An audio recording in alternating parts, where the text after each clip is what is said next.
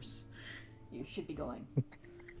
Welcome back to Oasis Valley Mysteries. It's been a few weeks, I think a month, but start of a new arc previously, as we considered it the business as usual arc. The group had to deal with their own various tasks and jobs scattered about the town of Redemption. Some of it involved hunting down loose endofauna, revealed to be actually clones, set loose by a rival corporation. Um, Others involved kids showing up, or previously had shown up, and getting them used to the town. Uh, oh, I'm fumbling. Um, what else happened, folks? Anything else significant happened? We found a hideout. Oh yes, that's true. You managed to, Hanzo wanted to give it up. uh, yeah, eventually through files obtained from what everyone has been calling John Doe due to not having a name, possibly quite literally, as you figured the Flash clone was created to be disposable, as uh, there was seemingly a suicide switch inside it, despite your best efforts to cut him off. But from the materials you gathered from the little hideout on the edge of town, you discovered a small abandoned pluripotent laboratory, probably from sometime in the 70s or late 60s, left behind and seemingly forgotten, but used to house the clones before setting them loose upon the city. And you've claimed it. It's located outside of town at a little hiking park area, hidden within underneath a mountain. Uh, Pretty bare of equipment. It seems they stripped everything of use except for a what seemed to be a power reactor or generator of some kind, labeled as a, I believe it was a Mark II Pearl generator. But, um, yeah, Hanzo, you had dealings with people from back home, seemingly connected to the family business that you had uh, perhaps left Japan to get away from, but seems their reach is long. And you have been told by your boss to, if they try to get you involved, to play along, see what their goals are. Um, oh yes, Carlos, you have a new employee too. Yep. As Ghost Rider Jr. Soda Karada returned to town, and as part of his parole probation, don't know what the appropriate term is, was he needed to have, get himself a job, and that was also part of his probation from his mother stipulation that he needed a job to keep himself out of trouble. So he went, and now you have yourself a new dishwasher and busboy. Yep. And Fred, Alex's birthday coming up. Yep. About let's see. Not tonight, but the next night is his birthday. As we begin tonight, it's been several days, about a week later. The full moon is nigh. Tommy, you're starting to get that itch. Mm-hmm. But you know that you have a place that you can go hang out with some fellow Therianthropes, whatever name I ended up giving them. Yeah. But uh um but tonight there is something big planned in a few hours. Livia, why don't you inform us Yes. of what's going to happen tonight? Tonight is the world Actually, premiere of Let. we Oh. we can start. We can resume with Olivia informing everyone at the diner of this. Oh, okay. Um. Yeah, I've talked about how, big a fan I am of Luchadora before, but tonight there's supposed to be a new Luchadora joining the Oh, we've circuit. met one of those before. I Yeah, still we don't have. believe you.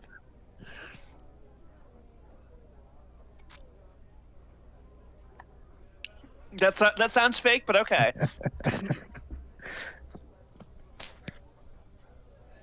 And I'm gonna try and be there, and I got the rest of your tickets.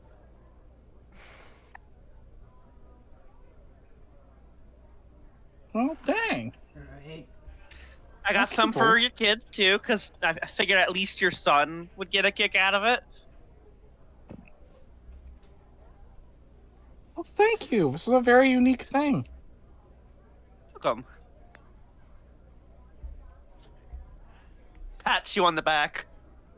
It's a shame you didn't meet the luchador that we met, though. You'd be, probably have a lot in common, you know? Both Really? presumably fans of being luchadors. Both hunt monsters, you know? Could even be a love connection. That's fine. I've maybe got a girlfriend. I don't know. So Speaking of, Itzel Why will be maybe there. have a girlfriend when you could definitely have a luchador girlfriend? wait, Oh it's God, he's here. shipping you. No, she's not there. No. I'm shipping with myself. Yeah, I'm getting shipped with myself. I'm once-lering you! Oh God, no. Banished. Hold on, can I actually do it?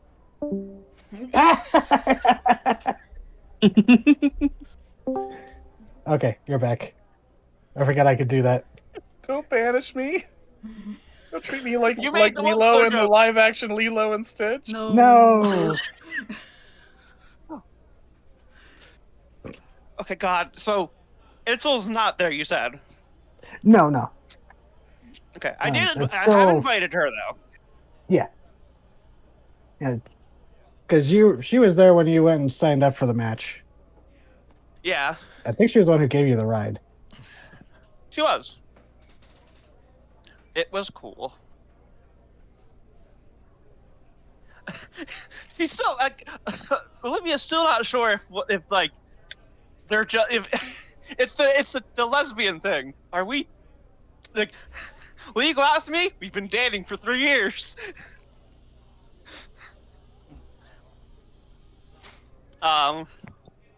And she passes a ticket to Fred, Winifred. Well, a few tickets to Fred. Carlos, Hanzo. Is Tommy here? Yeah. Tommy gets a ticket too. Cool. To sneak in. I assumed he was Doesn't have just to going to be up sneak in the in. rafters. Yeah, so she's passing them out, and then she just without looking, just holds one up in the air for Tommy to grab. No, I just think no. The Phantom of the Wrestling Ring. Oh my God! That would be a good- The wrestling thing is there with I mean, No, that love would be a mask. gimmick. there. Now this isn't going to be the same as like, normal wrestling. Everyone's got their mask, everyone's got their identity, and their regular wrestling. Everyone has their character too, but it's So, little detail. It is a mixed luchador and like professional. There are purely is? luchador matches, which is what you are involved in. But like, there is like the main match is a luchador versus a guy who's not a mask wrestler. okay. It's There's a- some. It's a mixed league. Oh yeah, there's some regular wrestlers around. Typically, it's luchador versus luchador, wrestler versus wrestler. But there's a big one tonight that's going to be a luchador versus a wrestler, and I'm very intrigued to see how that one goes.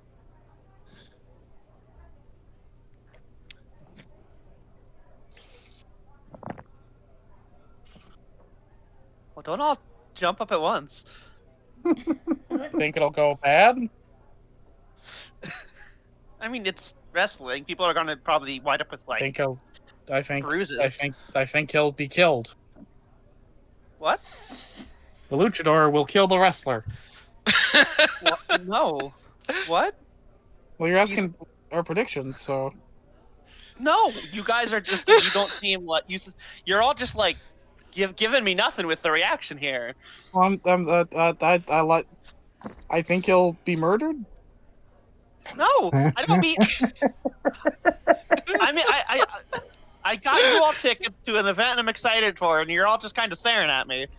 I thank you profusely. Okay, you did. Everyone else has been just kind of silent. I did thank Oh, you at the maybe I'm just beginning. thinking about that poor wrestler getting murdered. You just didn't hear me when I No, thanked he's not you. going to get murdered. Okay, Well, I yeah, mean, that People is are wrestling- getting murdered. American people are wrestling getting is murdered? fake. Yeah.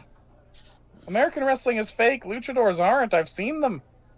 Oh shit! That Well, you know, man's no, going that- out with a body bag. Yeah, she's Hey, gonna hey, massacre that man. Ooh. Credit where it's due. Well, it is fake. It does take a lot of strength and skill to do that kind of stuff. And it's Listen, since it's I'm a not mixed saying- match.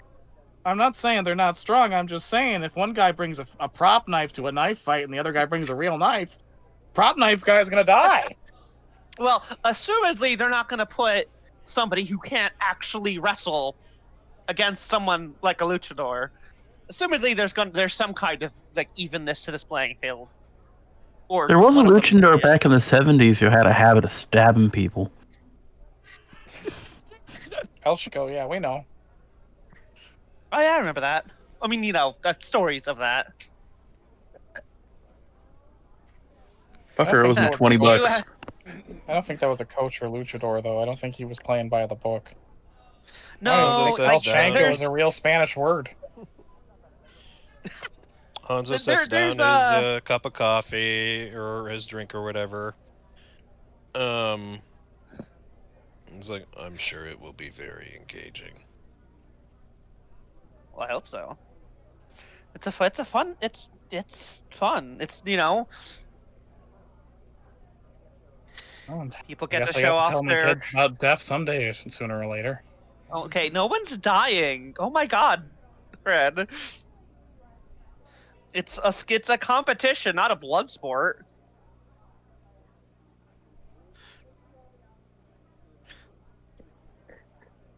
The worst thing that could happen is like maybe a broken bone or two. Yes, bruising is an obvious one. Like Somebody the explodes. worst thing that could happen is a luchador gets demasked. But so take that's his not face off? really. Kinda. Oh God. A luchador's mask is very important. It's part of their identity. So You do remember that I figured out who you were. yeah, Yeah, I think know. most of the group has, except for Yeah, no. Fred. Here's the thing: people can figure it out. It's fine, but she can't tell anybody, and it would be bad form for them to tell like other people. You know. That's- Yeah, it's kayfabe. Yeah. Same rules She as Santa can't- work on. As what? As Santa. That's Santa rules. I don't know Oh if that's god, Santa rules. now I need to say that there is a Santa luchador in there somewhere. He only shows up during Hell the winter yeah. matches. God. Yeah, like even if you know who a luchador is, if you figure it out, you don't tell anyone. El Santa Claus. About to say the same thing, Santa Claus. Still back in California. It was a And, Christmas the special. being found out, someone deducing your identity is not the same as being, unmasked. I mean, like there's plenty of luchador who are public figures outside of the mask as well. Like how But Catwoman has definitely seen Batman without the mask, but different if the Joker takes it off. No, they've always done it with the mask on. No. No. Yeah, Back I away. I mean, I'm hate sorry, it. but that's gonna get in the way of doing his duties. Back away. No, we're not broaching this subject. I mean, okay, yeah, there is the joke about why he has the handles, the horns. Oh, fuck off. Yeah, this commentary is coming from nowhere. This is not canon. Yeah. But, so, Carlos, you actually, Soto walks up and he kind of taps you on the shoulder and he goes, Carlos, someone here to see you, someone with a big truck, something covered on the back just pulled up outside to your ride. Oh, fantastic! Thank you. I'll go. That's got to be the new addition to the ride. Thank you. And Carlos gets up and immediately is out the door. Yep. And so Soto kind of, get nods to everyone. And, Hey, Soda, there's a wrestling match tonight. There's a wrestling match tonight. If you want to go, oh, cool. Maybe. And it's a mix of wrestling and luchador. oh, cool. My brother was. He kind of trails off. He goes, my brother liked lucha stuff. Because he goes, did you know lucha is actually pretty popular back in Japan? I did actually. But I know it's like yeah, it's like one of the. It's like aside from its place of origin, that's like the place it's the biggest. I think. yeah. And he goes, yeah, it's never been to Japan, but it seems pretty popular from what we've seen. And he'll start chatting with you about it a bit. But Carlos, Yeah. Yes. as you go out, you see parked over by the ride a familiar flatbed with something tarp draped over something in the back. As you see Dinah standing there, the scrap yard worker and sculptor. Fantastic. What you got there? One, and she kind of squints at the clipboard.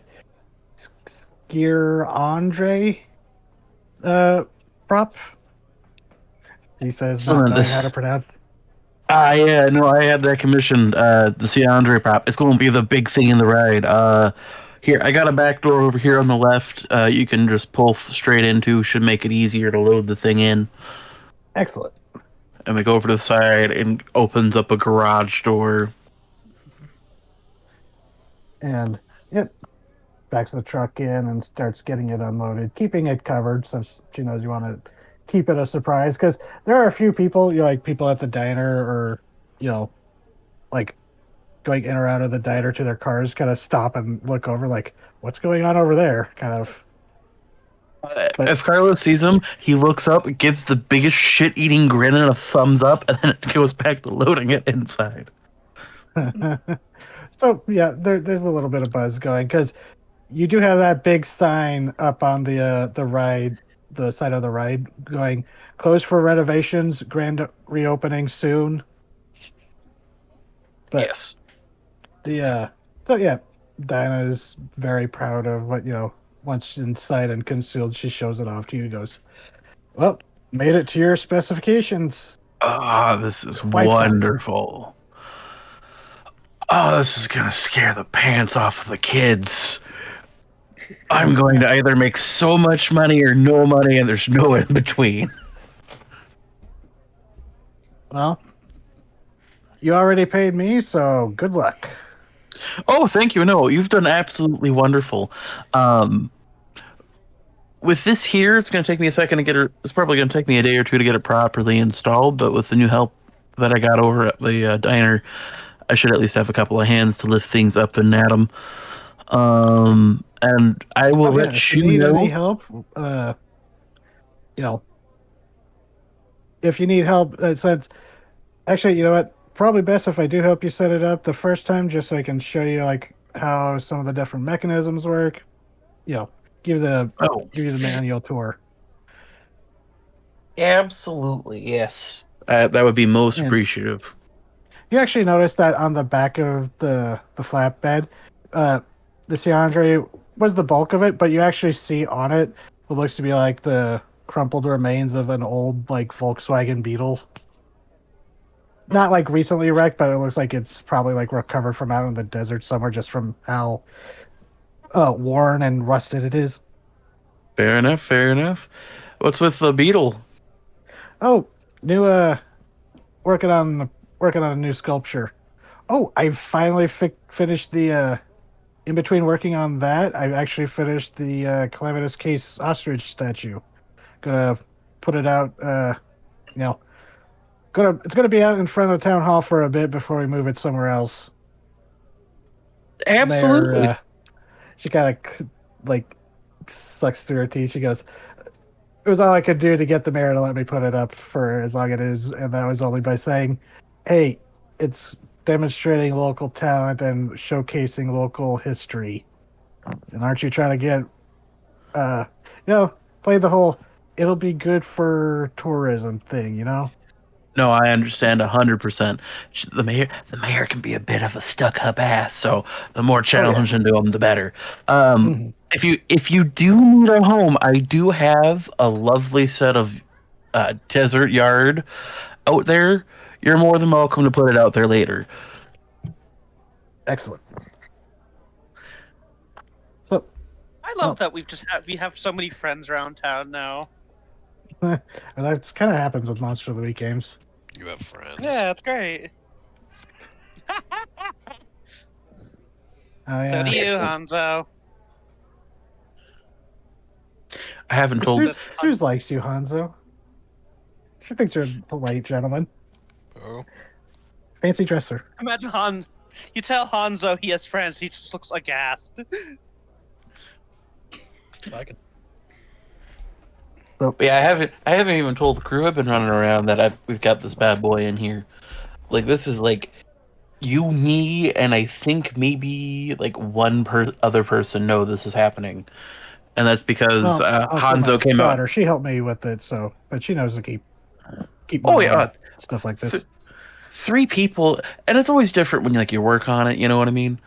But like here, let me show you where to put it. And Hanzo, not Hanzo, Carlos pulls out like this almost this almost industrial sized like pulley thing, and just starts pulling it to the location. And it's just by the entrance.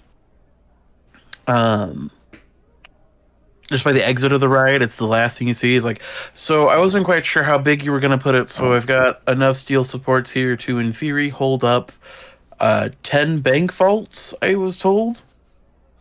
Weight estimate-wise, roughly. I like the... I don't know like the who's ones doing where- that, using that as a measuring unit, but interesting.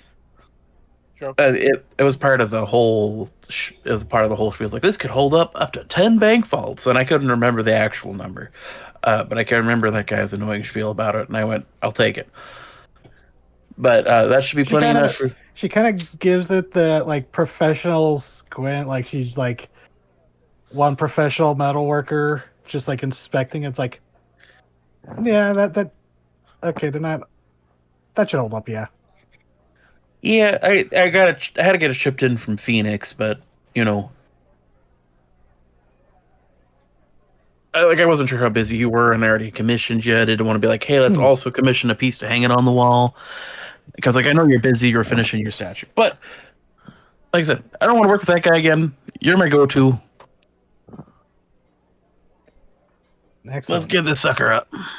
Yep. So she'll help you out with it, and she is a very she's very stout. Not like no, she's actually fairly tall. She's a very strong woman. Like not bodybuilder strong, but more like power lifter strong. This is a woman who could probably break you in half if she wanted to, Carlos. Oh, absolutely. And yeah, she's able to haul this up with ease, with your help in the the pulley system. Mhm. But Her and Yeah, you gotta- Olivia do the predator handshake meme. I was thinking more of the Full Metal Alchemist, the Armstrong meeting of Mr. Curtis. Yes. Yep. But so yeah, continue, Carlos. Sorry. But no, it's like we get it up, we get it mounted. I have wire runs already in place for any animatronic usage we need. Because there's like a central hub that's it's a backstage area, which I'm assuming is like the ride's a like the ride's almost a circle, and you have to like hop across to go into the center of the circle, and that's where like everything hooks up into it. So we get it up and running pretty quick. Yeah, and she would show you how to, how the animatronics would hook up and how to. It's like, okay, this lifts up that arm, that does that arm, that does the jaw motions, that kind of thing. That swishes the tail. Kid, this is gonna be great. I gotta show you some of the other ones. See, Fred and Fred have been giving me really good advice on the creatures and critters down there, so I've been like reskinning things. I got that old bear that used to like stand up and roar and wave its limbs that broke down before I ever moved into town. I got that working again. But this time it's not a bear. I think I reskinned it as a chupacabra. I'm gonna have to go like pokes his head out, sticks his head out pretty much through one of the holes in the cave walls. Like, oh, So yep. it would actually be the best. Sorry, just DM intervention. It would probably be like a smaller version of one of the trolls, which are the evolved. The last remaining descendants of giant ground sloths.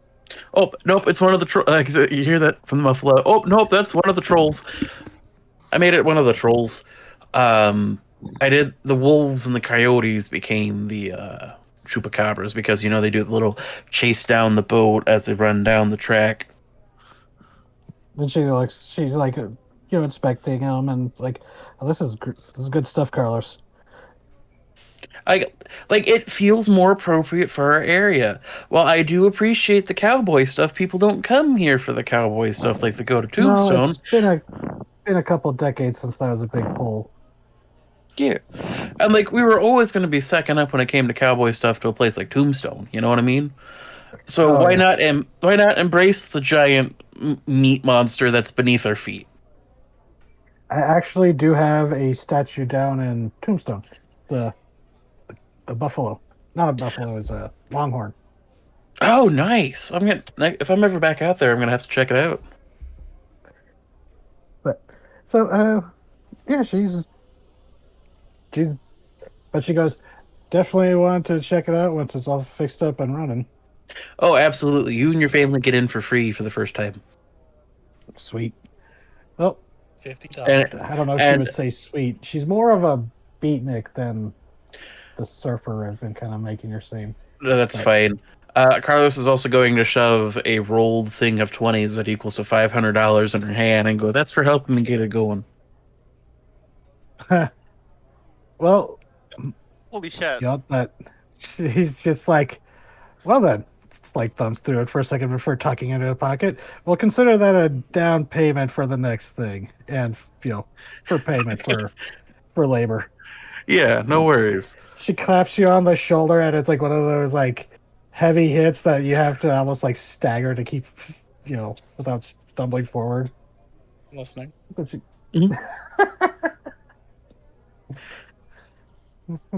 I heard that. I did too. Everyone heard that. So, with that set up, she's going to excuse herself. Yep.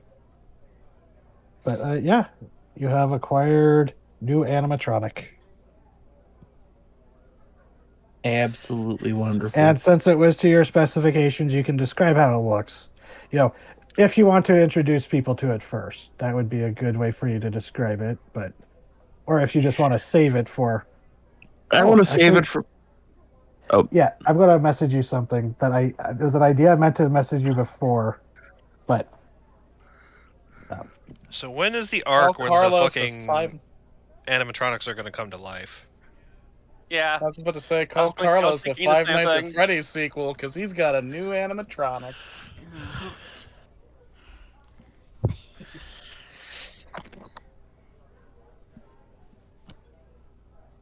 Look, I have this little gimmick, and it's one of those things I was either never going to acknowledge it, and it's a tax write-off, or I'm going to embrace it. So we might as well embrace it.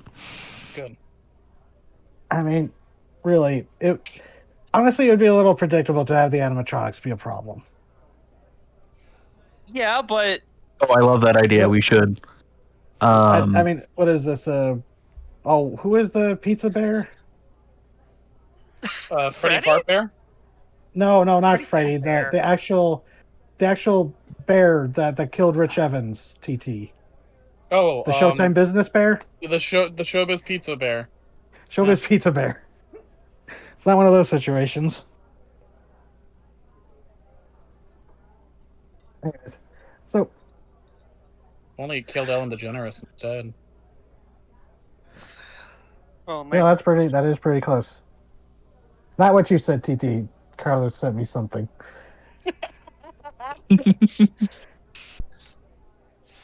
Sorry, I realized what I said, and it was like I scrolled back up into the chat and realized that what it looked like I responded to. Mm-hmm.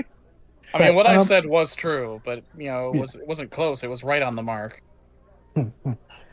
So the rest of you, while Carlos disappeared, anything you wanted to chat about, or we can skip forward a bit? So, do you think they're ever gonna just let Batman be gay? no. I mean, he and Robin have been dating for however long, and now they're trying to make it No, seem like it's a no, brotherly okay. bond. They're trying to make No, it seem it's like not it's a even- brotherly bond, when like for ages it was like Fred. a 20-year-old guy and a 25-year-old guy living together. We all knew what that meant. No, Fred. Look. God forbid I be the one to shoot something like that down, but like he adopted him.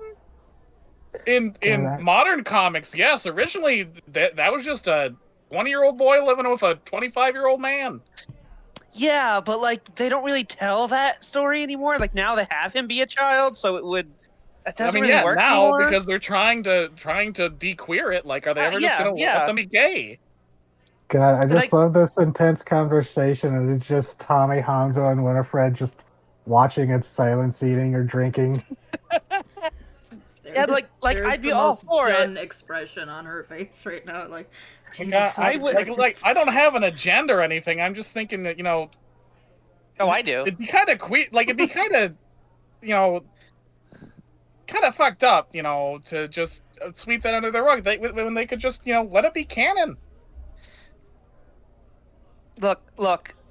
Oh God, what's his name? The guy who made the comics code.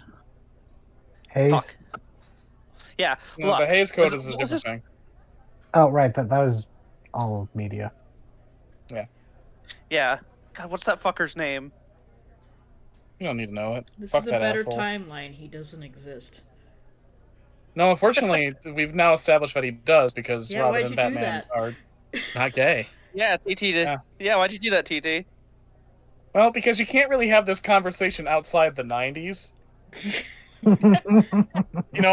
Like, nowadays, they've so thoroughly killed the fact that originally Batman and Robin were just, like, two guys in their 20s who hung out. They so thoroughly made it, like, this is the Bat Family thing, and, like, looking at it in retrospect, it's like, oh, they were trying to kill the queerness, and then they succeeded.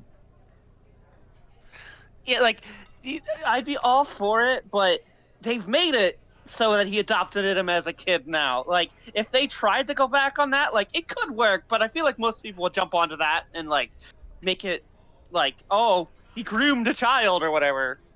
So you're saying Batman can never come out of the... No, he's gonna fuck Superman. No. Sad world for Batman.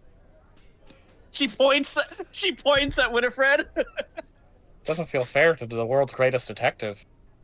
Yeah, it's Why? a downgrade. Do you think it's fair? Do you think Superman's not a catch? No.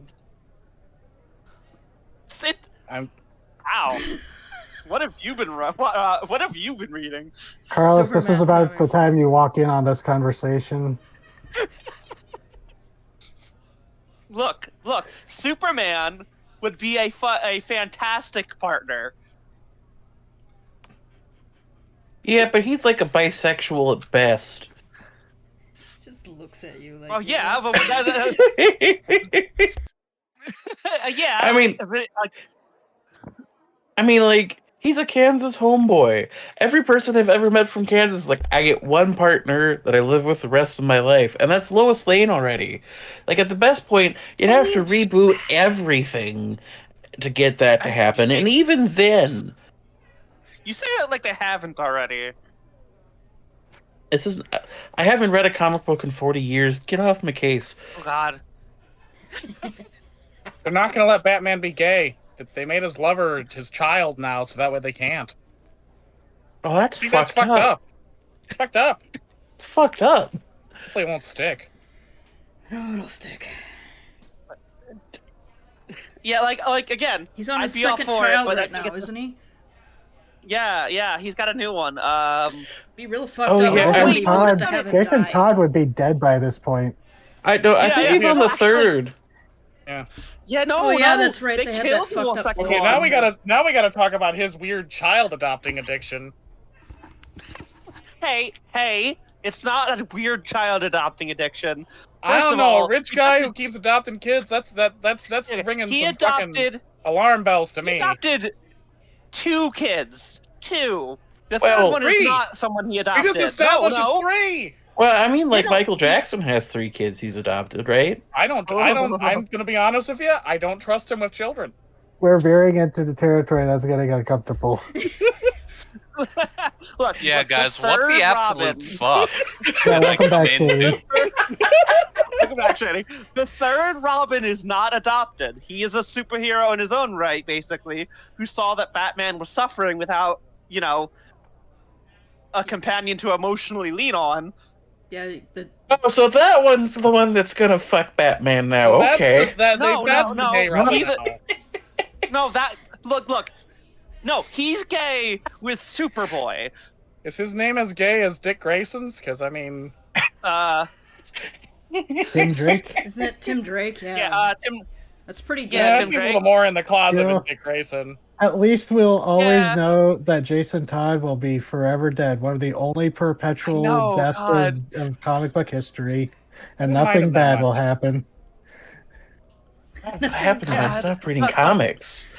So not only does Batman have like a child that's not his, but it's emotional support child. Isn't that weird? I mean, absolutely it is, but like. Okay, you know what? Actually, should he just go to therapy? Actually, this is the worst tangent. Hey, Fred, can I borrow your kids? God, no! Not after this conversation. That is not. This was not the segue for that. Yeah, I was just thinking, it's just gonna make a comment about how it's like Hanzo was just sitting there silently. It's like, I used to read Astro Boy. Oh my god. I can hear Nora laughing. He's just. In the background, but she's not. He hears all of these, like he hears Batman and Jason Todd and like Superman being all thrown around. It's like I have no horse in this race. Okay, so to clarify, because it's an absolutely horrible tangent, but I was getting very uncomfortable with the situation. The last piece to the renovation of the ride just got installed. I need test drivers. Would you like to give your kids a free ride on the attraction? They're not gonna die, are they? Like Probably Batman's not. Children, Batman's child lovers. So, Carlos, it'll be. Shut up, Fred. Yeah, Carlos, the ride's not 100% ready yet, but it'll be like a day or 2. It'll be a couple of days. Actually, you might have it ready in time for his birthday. I could have it ready in time for his birthday. And I've already I had to get rid of all the water because of the new water zoning law, so it's a new minecart theme. I painted them vaguely like the pictures you showed me that you borrowed from your work. So they'll be the first ones to test it out. If you can just give me a couple of days, it might be ready in time for his birthday as a special birthday surprise. Shit. That'd be great. Yeah, he gets to watch people beat each other up. And then he gets to go in a minecart the next day. It'll be a preview of high school. Wow. No, yeah, that sounds like high school. 1,000 yard stare from Olivia. Then there's Winifred's like, The hell When I is was high that school? old, there wasn't a concept of high school. The fuck is high school? True, high school is a much more It's- recent invention. Yeah. Give it Yeah. credit. Yeah, well, Winifred, it's the like intermediary level of how they do school nowadays. It's Yeah, a I taste know. of hell that we give to adolescents. Just never experienced it, so I have no stake in that game. It's not. Hon- It's not I mean- great. College is way better. I mean, the Actually, first high better school than was built in 1821 in the United States. Yeah, And and That's like a decade ago. Wait, did you say 1981? No, 1891. Okay. That's a century ago. Because the movement for public school began in the late 1700s, I believe, in America, and took several decades for people to take it even remotely seriously, because that's how much this country historically values education. Jack all. I think Not this is that when I'm bitter. I think this is when Carlos would lean over to Winifred, like, they kind of took off in the 50s and 60s. well, that's way too late for me to give a shit. Oh yeah, I think at this point most vampires are immune from being asked if they went to high school. They should be, but we're not. I became a vampire so I could drop out of high school. Didn't have to. Give myself an excuse. No, I mean, well, yeah, I did. I did have to. I mean, thinking back to high school, there are so many of my classmates that I could think of that would have totally be like, "You want to be a vampire? Hell yeah!" Because we were the generation that grew up on Blade. I definitely.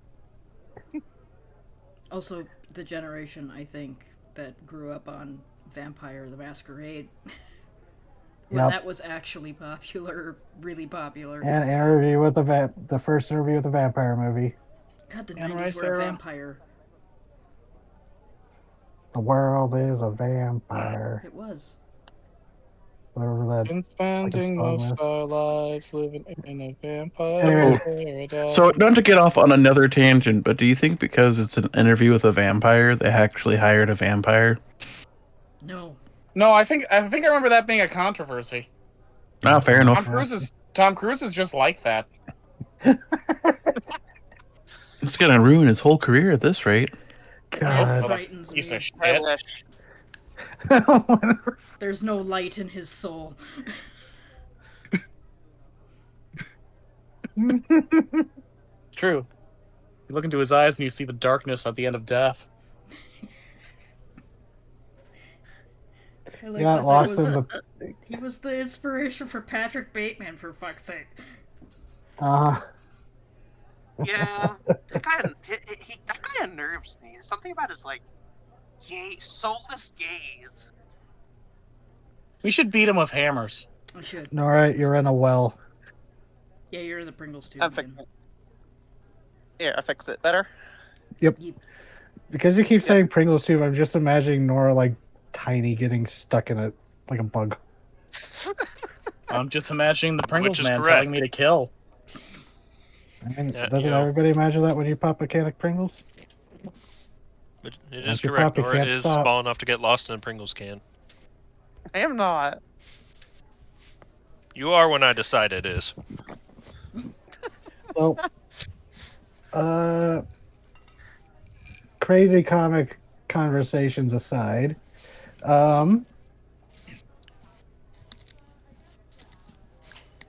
can't think of much else to do. So, fast forward, I guess.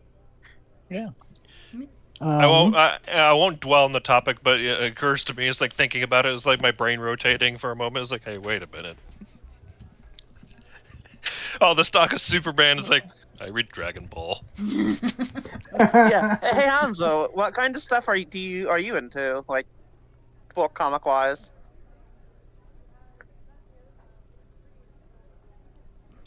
It's just a y- Golden boy.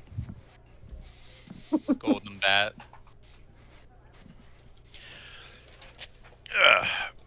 But yeah, no, he would just kind of mumble that. Just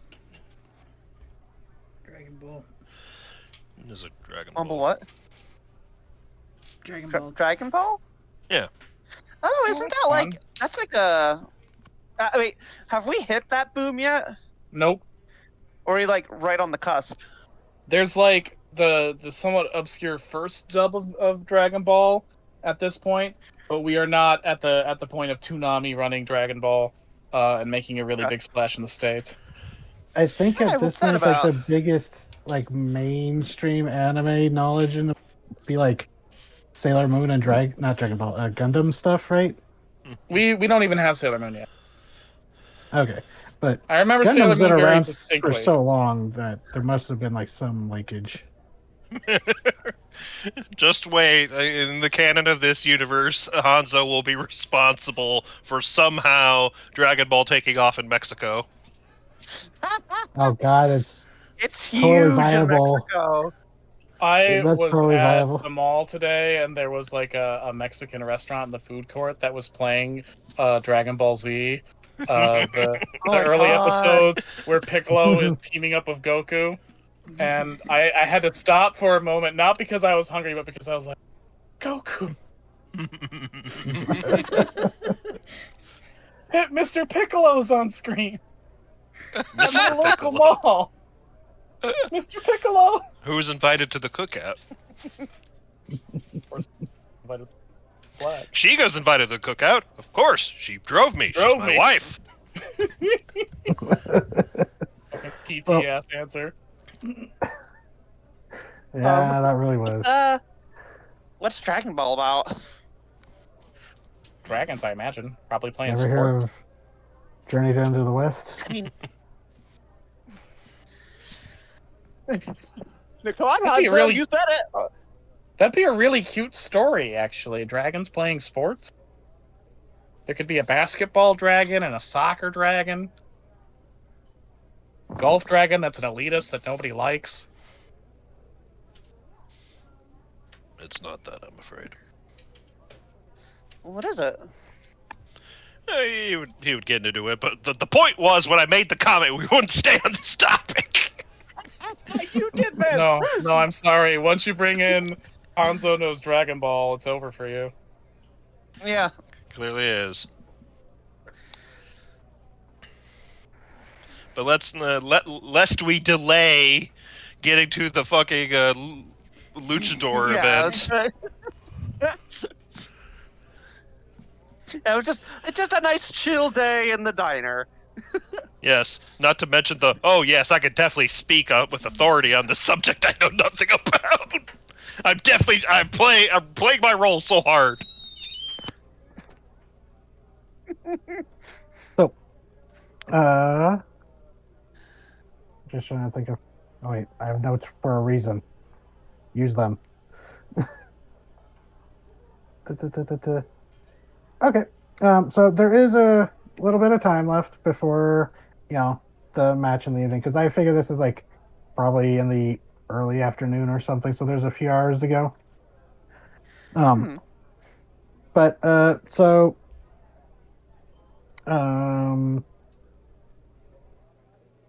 just trying to think. Okay. So, oh yeah, Olivia.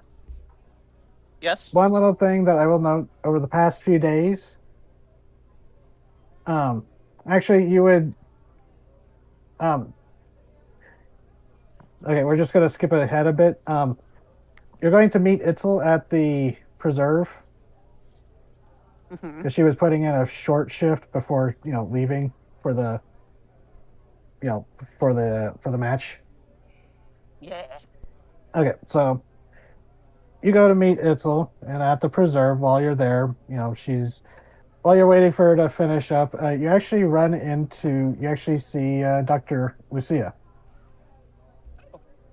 And she's actually been, and she kind of pauses and gives like a tired wave, and she goes, "Oh, hey, Olivia, haven't seen you in a bit." As you realize, actually has been a few days since you've actually like seen her more than just in passing. She's been pretty busy recently. Yeah, you're right. You've haven't been around very much. Oh, dealing with the your biggest acquisition yet. Yeah, I guess it is. I'll have to aim for bigger next time. And there's actually a portion of they're actually measuring out and starting to clear a portion of like the preserved grounds to like begin construction. Um, Yeah. so she's like, well, she kind of pauses as she's like, you realize she was heading towards her office. She's just like, just walk and talk with me real quick. All right. So it's like jog over to her. And you suddenly hear a fluttering of wings and a fierce beeping, and then suddenly Eli is sitting on her shoulder, and she's like, "Oh, hello, Hey, Eli. I Eli. missed you too." She like reaches in, gives him like a handful of like a sunflower seed that she just keeps a pocket full of seeds for him. But Oh. so she's like, "Oh, just I'm ready to strangle my brother, Oh shit! What? the older one." What do you do? She grumbles as as you go into her little research office, and she goes, "Well, it's not him, it's his corporate goons who just keep pestering him about, oh, preserves should focus less on conservation efforts and begin cloning and producing exhibits of exotic or extinct animals, for their tourism. And they're using the mole tortoise as an excuse to jump on that, going, well, you're going to have an exhibit of an endofauna. Why not, more? Just, Shit! I'm sorry. I hope I haven't. no, this was just the excuse they were looking for. I could tell they've asked this many times before, but this is just more.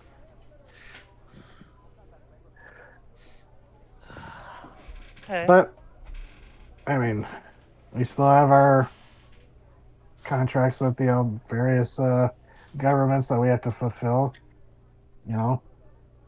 The got a new clutch of condors getting ready to rear or getting ready to hatch.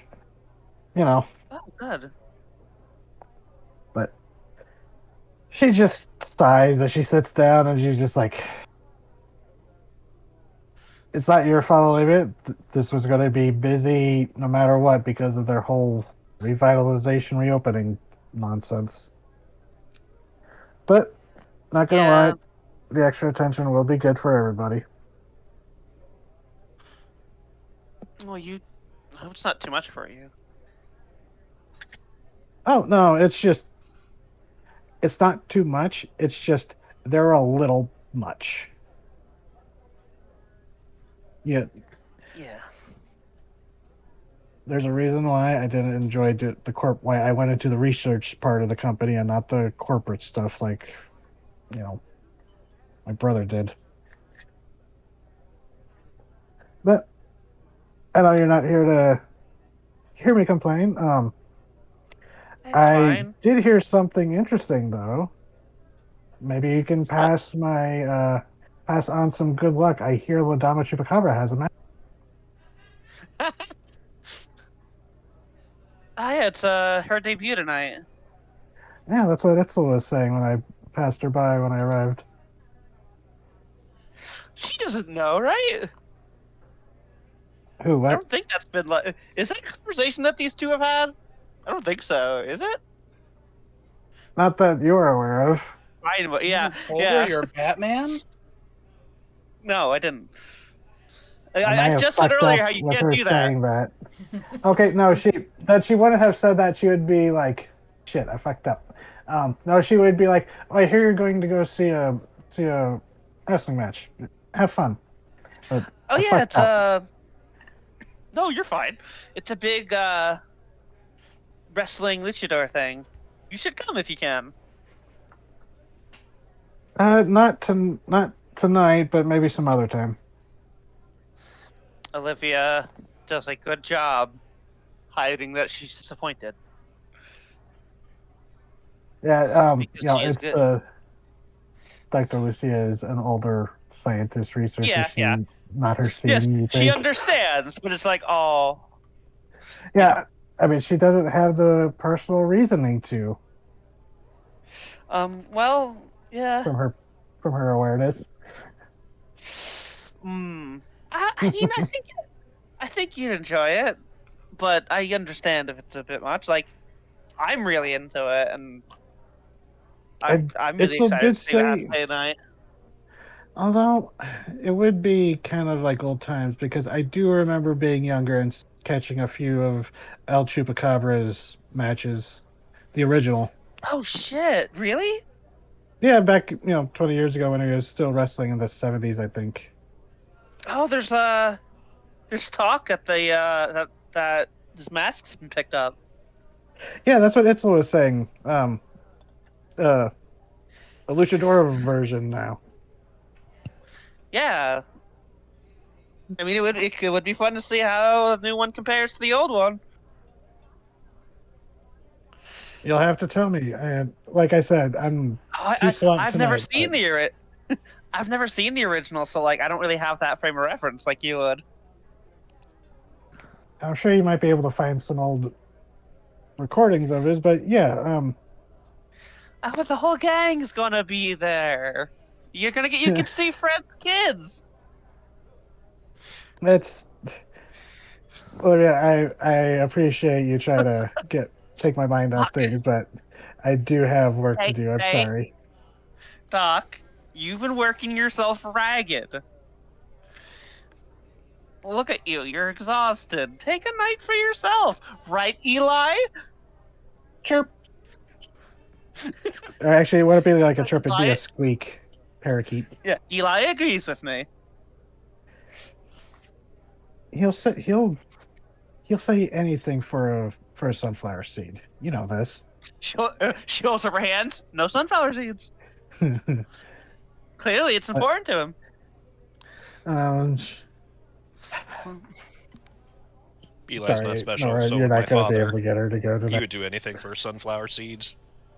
I'd sell your soul for a corn chip. But she goes, I really do appreciate it, Olivia, but I'm sorry, I'm not going to be able to make it tonight. Oh. All right. So There will be other showings. this is just your first match. Don't worry. I know. Yeah, I know. I'm fine with it. Olivia's just like, oh no, Mhm. So she goes, well, don't let me keep you. I know Itzel said she was going to be waiting for you once she cleans up, but enjoy. Do you think like we're friends, but like, do you think that still likes me? I really don't know how to broach the topic.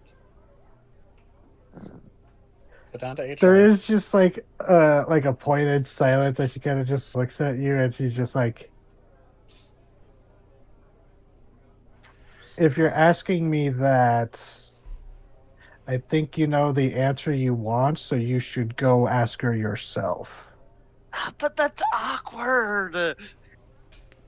Romance typically is, Olivia. God damn Have it. a good night. You have to subject too. yourself to the ordeal of being known. And so, Olivia, as Oh, your girl, turn that to you like her. go, Makes you look like an idiot. when Lucia was walking in, she had like a handful of paperwork and like a couple folders, like manila folders and such. But Yeah. among the things when she like tossed it onto her desk, you just notice that in passing there's this like little business card. You don't see a name on it. It's probably on the other side. You just see this logo that looks like a coiled. It almost looks like a Celtic knot for a moment, but then you realize, oh, it's like a coiled snake or something. Oh.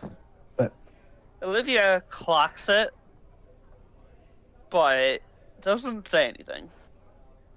okay, yeah, it's like a very simple like just knot that you realize is a snake. But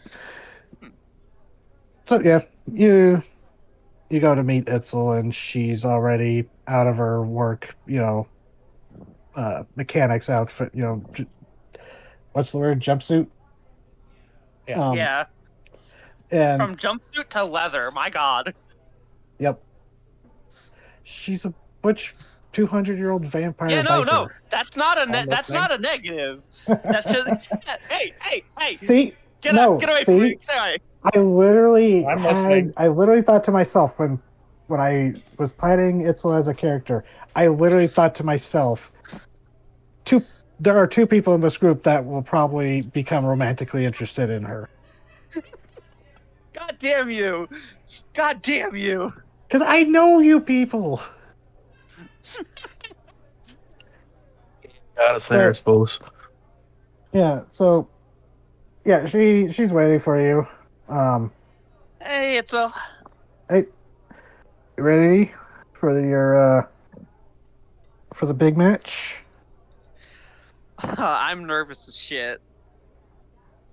But you'll be fine. You've faced down monsters and demons, apparently. Yeah, I look, I'm not normally the one to be nervous, but there's a difference between I'm gonna jump on that mole tortoise's back and I'm gonna go like represent this other person's legacy character. Well, just think about it this way. At least you're wearing a mask. I guess, yeah, I guess you're right, yeah. And so, she'll, she's either riding with you or you're riding her cycle, but it's more likely she's going to follow you in your truck because you have your stuff in it. Olivia would offer the ride, but she's also like, yeah, you got your motorcycle. I know you don't want to leave that unattended. Yeah. You know what? Fine. You can actually load the bike up in the back of the truck, whatever. It's big enough. Oh, okay. Anyways, so yeah, you get in the truck and you head out. So rest of you. Tommy. Full moon is like tonight/tomorrow. Mhm.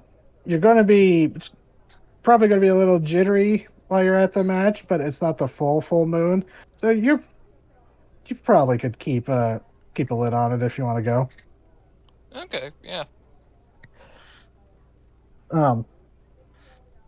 But yeah, as Fred, you picked up your kids because they were I don't know where they would be, but or you picked them up from home. They they seem excited. Alex seems excited. He he hasn't really gotten much into wrestling, but he seems excited to like go out and do something new. Oh,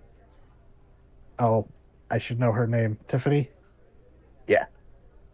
Yep. Your daughter, she's a little more reserved, but she seems, interested in it at least.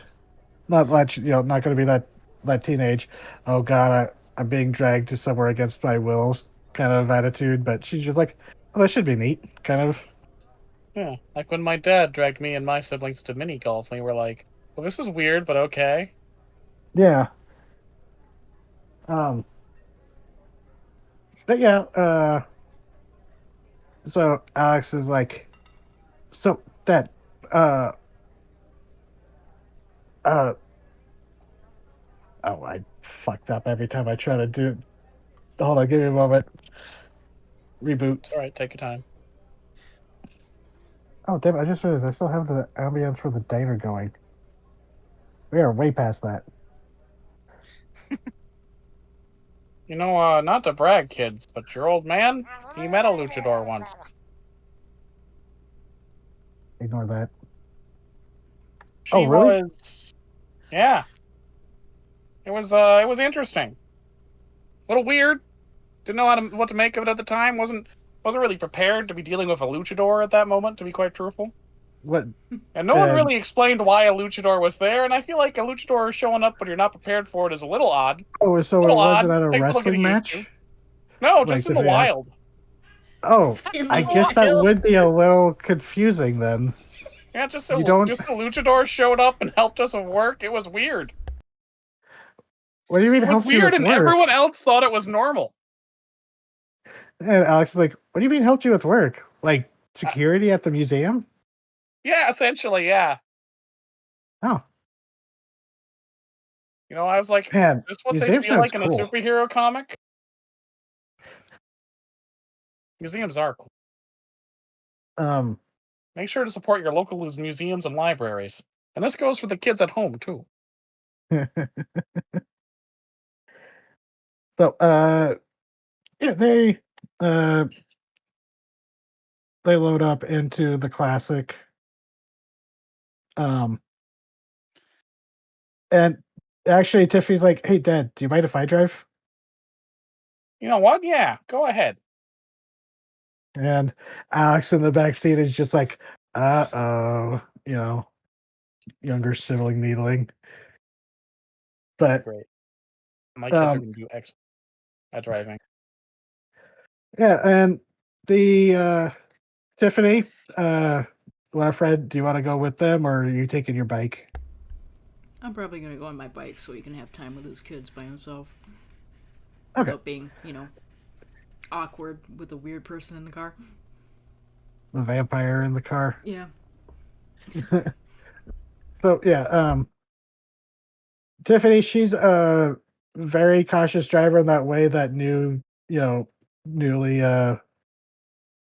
fresh licensed teens are. That way it's like Mhm. I have to be so careful so I don't lose this.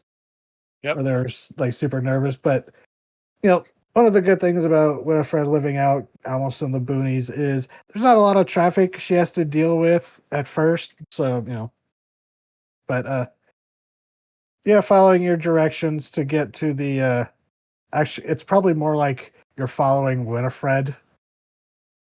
Most Because likely, yeah. Winifred would have a better better idea of where to go. Yeah, I'll drive But- slow for Tiffany to keep up with me. And so you are going, and Tiffany, she's like, focusing on the road. So Alex is just like, so, Manny and Rio were asking what we were doing tomorrow. Well, your dad's got a day planned. He definitely did at one point. I don't remember what that plan is now, but we definitely had that plan at one point. We could probably look it up, but But I prefer to keep you in suspense for reasons unrelated to player forgetfulness.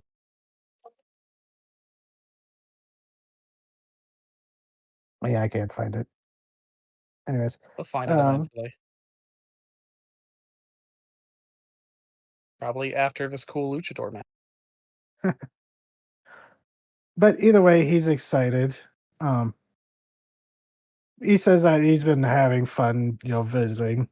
He's, glad Manny and Rio are fun friends. Oh, good. Glad you got some people you like here. Your daughter's a little more reserved. She's like, yeah, I haven't really made any, I guess, friends yet, but people around here are nice. She kind of points out the window at the motorcycle. Winifred's nice. Yeah, Winifred's great. She's a little scary at first, but I was about to say she Okay, doesn't have very high standards. she's like she was a little scary at first. Pause. Okay, she's still a little scary, but she's nice. You know, some of the best people are a little scary. Like Vincent Price, Peter Cushing, and Christopher Lee. Or your friend Hanzo, Alex chirps in. Ah, Hanzo's a pussycat when you get to know him. Real charming fella. Charming Hanzo, that's how I think of him.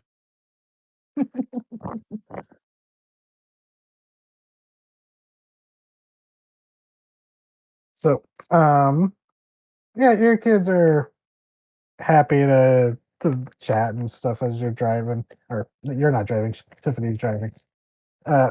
Alex keeps teasing her about like, oh, you could have made that turn. You could have made that turn. Up. Nope. Now we have to stop. You know, being obnoxious. Alex, you don't tease a person while they're driving. That's a good way to end up in a ditch. Yeah, twerp. As now that stopping at her, like she reaches back and starts swatting at him. Very. But, so hold on.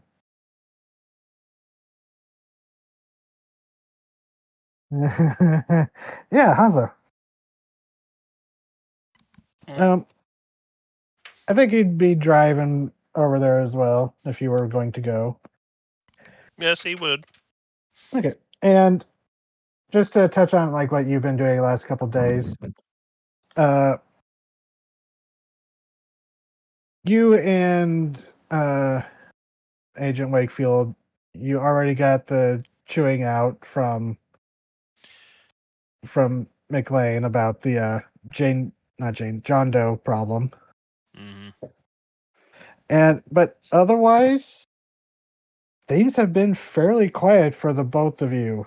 There were some like follow-ups of false reports of maybe other endofauna that got loose, but none of it really turned up substantial. It's just probably people hearing, not hysteria. Seeing monsters in every shadow. Yeah, it's just like false reports that happen after things happen like that. I heard a scary noise. It could have been like another endofauna. That was probably a raccoon. Yeah, because there were a lot of false reports after the chupacabras got loose in the first, instigating oh my god! There's something in my trash. That's a javelina. Like there's something in my trash. It's a javelina. It was actually Tommy.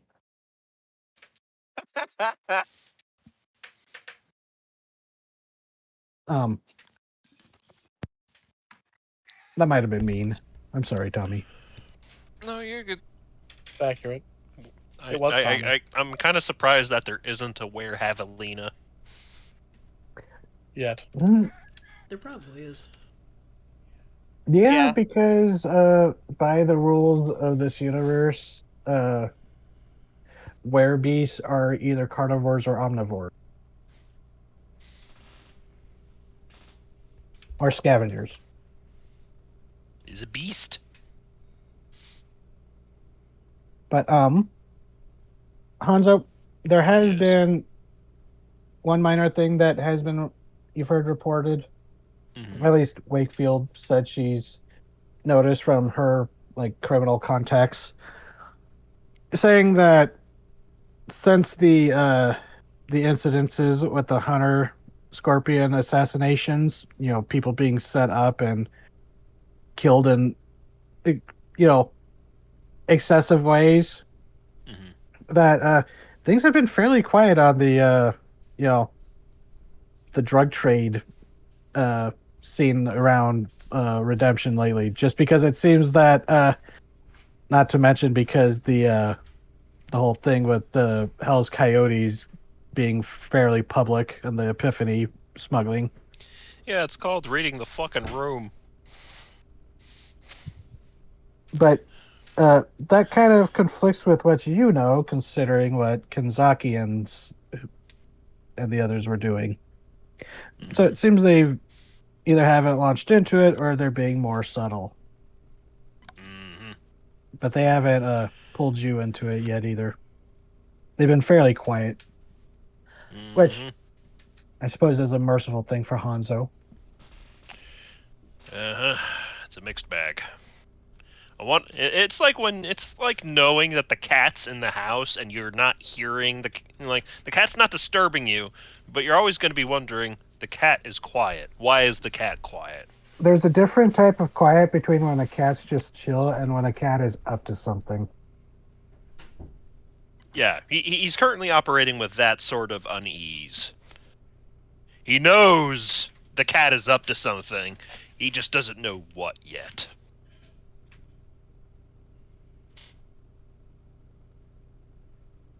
Won't be lucky enough for it to be killing that little bastard. Which little bastard? Jerry. Oh. Son of a bitch. This has been a kind of a sloppy session. I apologize. We're good. Things will pick up eventually. We're allowed to start slow. And I enjoy having some Seinfeldian character building conversation. Beginning of an arc, it's always going to be a little weird. Yep. Especially when we make Yep. it weird on purpose. Yeah, there's a good chunk of it that is just us. So, Carlos, Yes. you're just up until you have to leave, you're just kind of messing around on the ride, right? Testing things, making sure it works, the track works, etc.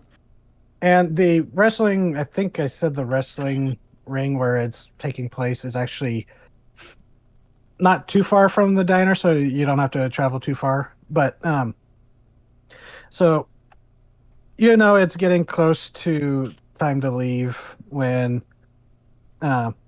you hear a firm set of knocks at the door for the ride. Being mildly confused as the door is entirely unlocked, Carlos will go to the door like, hello? And when you open it, you see the sun's gone down, and there's a figure standing there, tall. You realize they're a tall older woman. Let me go get the description.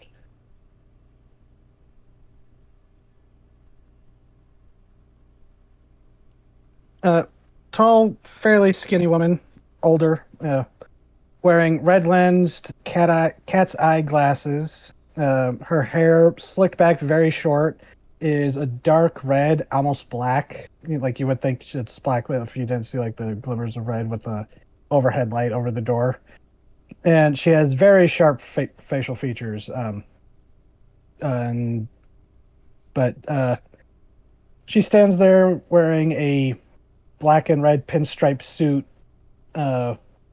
several heavy rings on her fingers. She stands there with an umbrella as she looks to you and goes, "Mr. Campbell, yes?" That would be correct. To whom may I be addressing? And she reaches into into an interior pocket of the jacket and holds out a business card.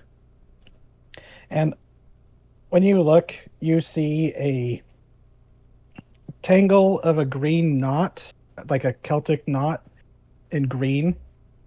And you instantly recognize it is the symbol of moss. The wizard police is here. I believe that's what we said the that is looked like. Yes. That grunt is the response Carlo gives her to seeing the car. He's like, come in. May I enter? Yes, you have permission to enter freely into the ride. I think Vampire rules. Steps inside and looks around. Looks around, what she can see from, the entrance before looking to you, Carlos, and goes, "It has been some time, Mr. Campbell, since you've checked in with the offices." It has been, yes. I've been trying to maintain a low profile as best as I can, given the circumstances. Understand it and respectable, given our professions. But there is the fact there has been multiple etheric disturbances and other such unpleasant phenomenons happening in this location fairly regularly. There have been. I will be honest. I have been dealing with them as low key as I physically can. While you're here, actually, this would be a perfect time. And Carlos will put down. By the way, I forgot to say that on the business card there is a name, Mrs. Skiren. Here, I'll spell it. Um, And actually, because I was bored one day, I made a model. But continue. but Carlos will go over to a set of, let's say, suddenly we're in an office and we're not in the back part of the ride. He'll reach into a desk and pull out a piece of paperwork and be like, I need to turn in a potential apprentice application, if you wouldn't mind. And he will pass the application off. There was a situation with a supernatural being that I was not previously aware of being in town, but that's, I think, the fun part about 75 plus year long curses, if I remember my schooling correctly. And They have a bad habit of popping up. She's looking at the paperwork you've filled out. Oh, it's entirely for, what's his name? Buggers. Soda. Yeah, it's entirely for Soba. Sota. S-O-T-A. Soba, I think, is like food. I am a little bit food-minded right now, so that would make sense. That's fair. Yeah, it's a type of noodle. That's right. She would go, oh, yes, there was reports that there was a yokai presence detected, but swiftly contained that it... You're welcome. She flips through it and she goes, I did happen to speak with Mr. Kurata briefly when I visited your diner. Yes. And he's a good young lad, and I think with the right direction, he'll be able to maintain and manage his current situation. He is drenched in the smell of hellfire. And for the most part, no one's really reacted. So I'm working on it. He just got back into town last week after, I assume, detainment of some variety. You know what, Carlos? Is there a spell slinger equivalent to deal with the agency that the professional has, where it's like dealing with the people? Or do you think this might be a manipulate someone? This is when you spend luck, the official council of wizards is going to poke their nose into your business. I assume this is a repercussion of spending luck previously, because I've spent some recently. Oh, yes, it is. Mm-hmm. It is. So, but this is you trying to... Let's just say this is you trying to cover your ass by, I created the problem with I helped create the problem with stealing this yokai and this dead man, so I'm going to train him. Yes. Rolls. Oh yeah. No, I think this might be a manipulate someone, because that's... I do think this is out of, just for the record, should I use charm as a default, or can I use weird because this is wizard bullshit? This is an important question. I'm okay either way, I just wanted to know.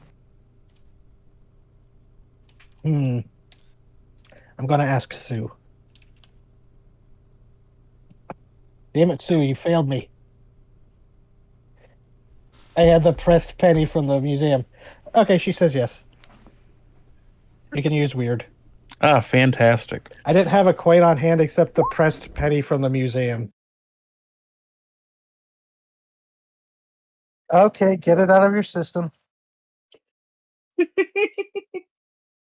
like anytime I have the window open, they've got to rev by. But damn, 13. Oh.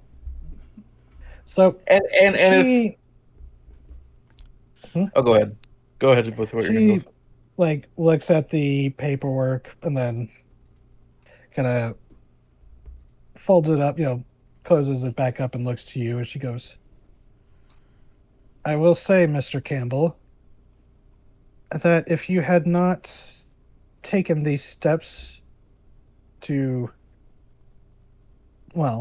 help clean up the mess, as it were, in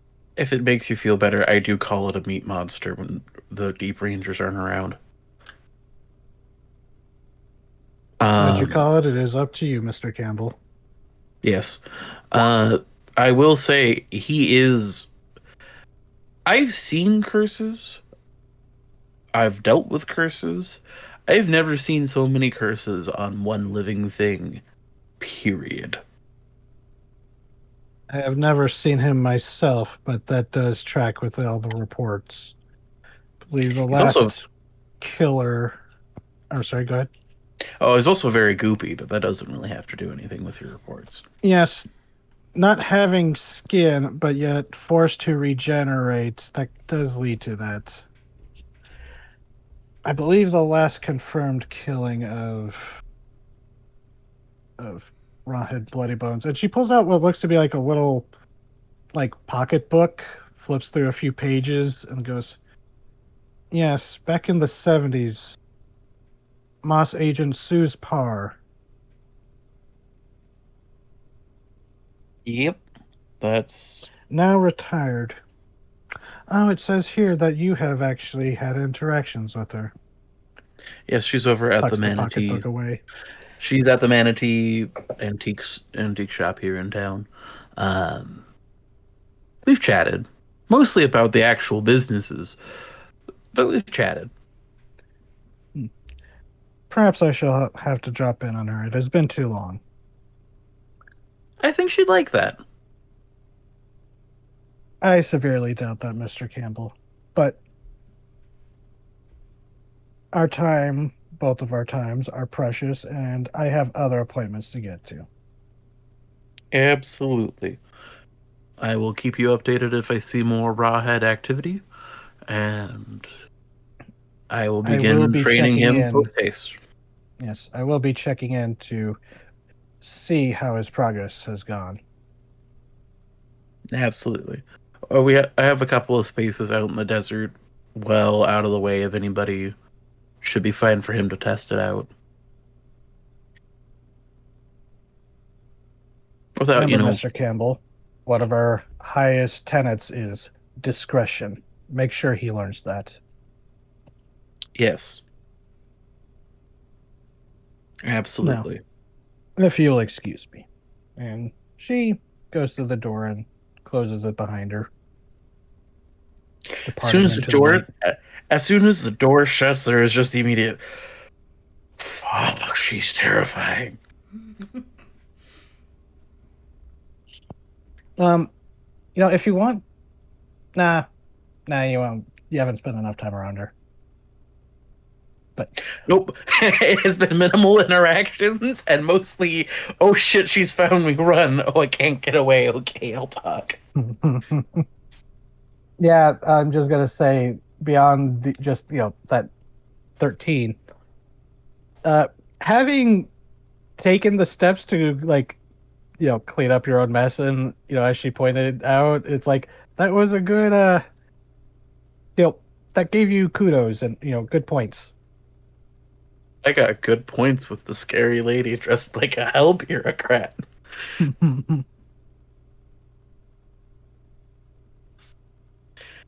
Go ahead. Do what you gotta do. Yeah, I was just gonna say you'll have to talk to Soda about training him. And but yeah, you can depart for the wrestling. Yes, I will depart. I will depart at this point for the wrestling. Okay. Because it's getting late, and Soda worked the day shift, so he should have been leaving when she showed up. And the night crew takes over. Yep. And you left only a few minutes.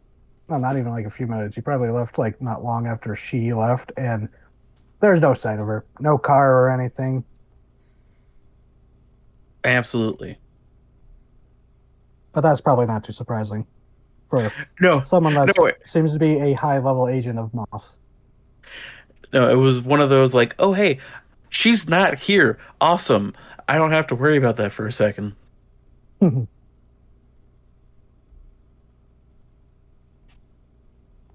I'm chewing a piece of jerky that was tougher than I thought. No, you're fine. So, yeah, I guess that's everyone. I'm sure if Winifred met one of the Moss agents, it's like, wizards used to dress a lot cooler. The hell is that shit? Where's the fucking stars? Or they have an interaction like Cobra Bubbles and the councilwoman from the Lilo and Stitch. You had hair back then. Yeah. What happened to your beards? Where's You the guys used to have pizzazz? big, flowing, majestic beards. And where's the cow What happened skull? to you- There's no whimsy. What the fuck is wrong with you? Yeah, and where's your gladiator armor? You look like you belong on Wall Street. Fucking disgusting. There are wizards on Wall Street. Look. They have to keep the bowl petrified, otherwise it will rampage. Look, Not a God. rampage. you have to blend in these days because if you get wearing too much shiny stuff, people go, "Oh, you're gay," and the non-gay wizards got pissed off at that. Oh, No, yeah, no, they have to keep the There are bowl of Wall non-gay Street wizards? contained. That's allowed? yeah. So Wow. Carlos, another You're telling detail. me even Wizard Society has homophobes? Okay. No, it's so, not. Carlos. Yes. One detail I forgot to describe about Mrs. Skiren is her irises, they were red. Yep. Yeah, so the dichotomy between her and Carlos there.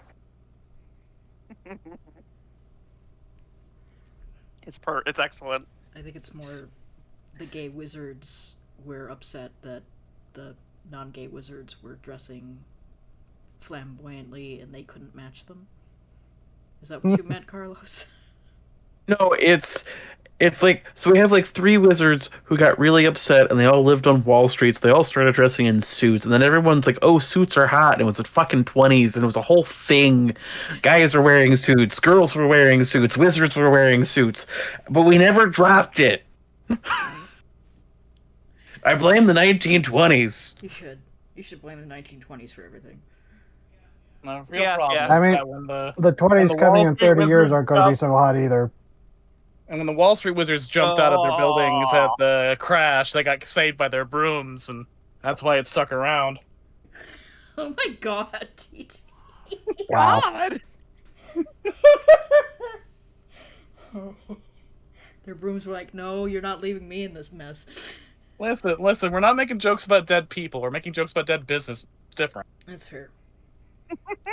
So, Olivia, Yes. you and Itzel are probably the first ones to show up at the place, and you have a bit before you have to go into the back to, get into costume and get ready. But, Yeah. so you two are kind of sitting there waiting outside, and, places starting to fill up, people are showing up. There might be there might be a tailgater or two, people, pre-gaming. Yeah. But, Itzel, she's just kind of sitting there drinking her, a bunch she had in saddlebags for bike. She goes, Yeah. "Nervous?" Yeah. Very. You'll do fine. And she kind of claps you on the shoulder. She goes, wait, she was at the reanimation of Soda, right? The binding of the Casa? Yeah, Tasha. I believe so. That's right. Because she helped keep the bait, the guy, Texas. Yeah, Um, yeah. So she's like, she claps you on the shoulder and she goes, "Hey, you got this. I saw you literally suplex, you called it a yokai? That fire cat." I also suplexed the shape-changing lizard monster. Oh, yeah, that one.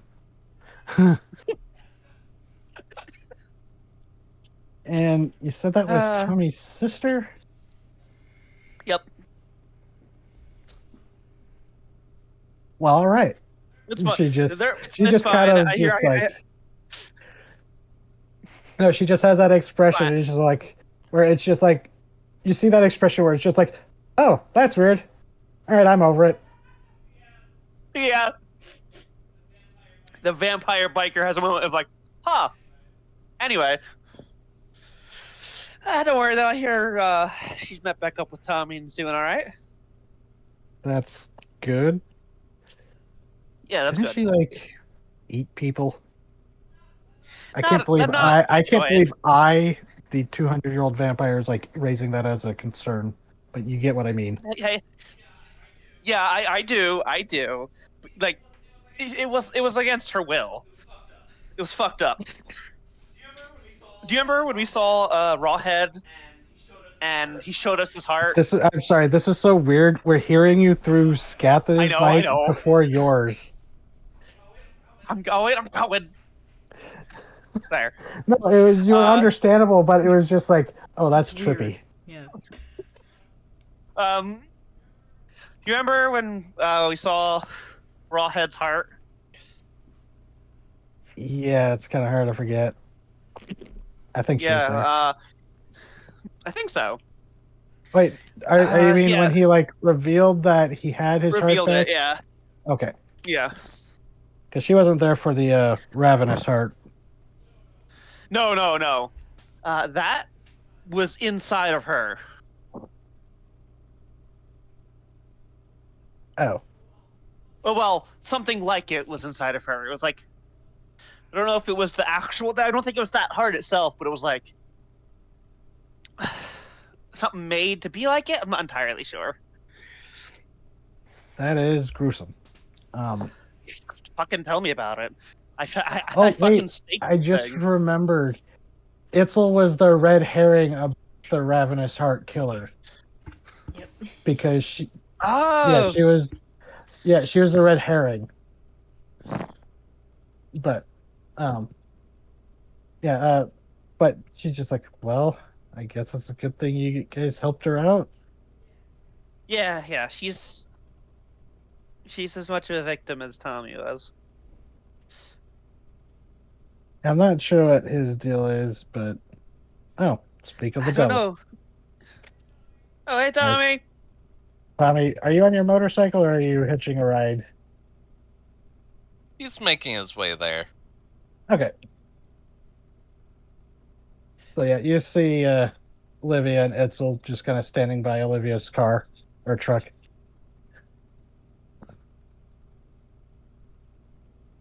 Olivia So- will wave him down. I mean, we'll wave.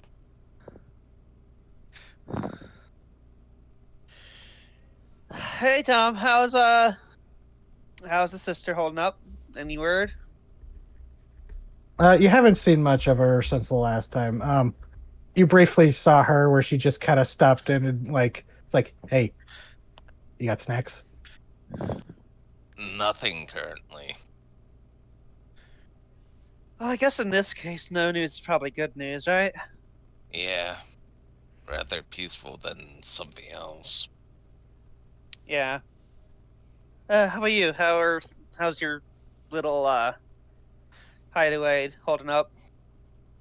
Pretty well. The fact that it doesn't rain here is nice. Perspective.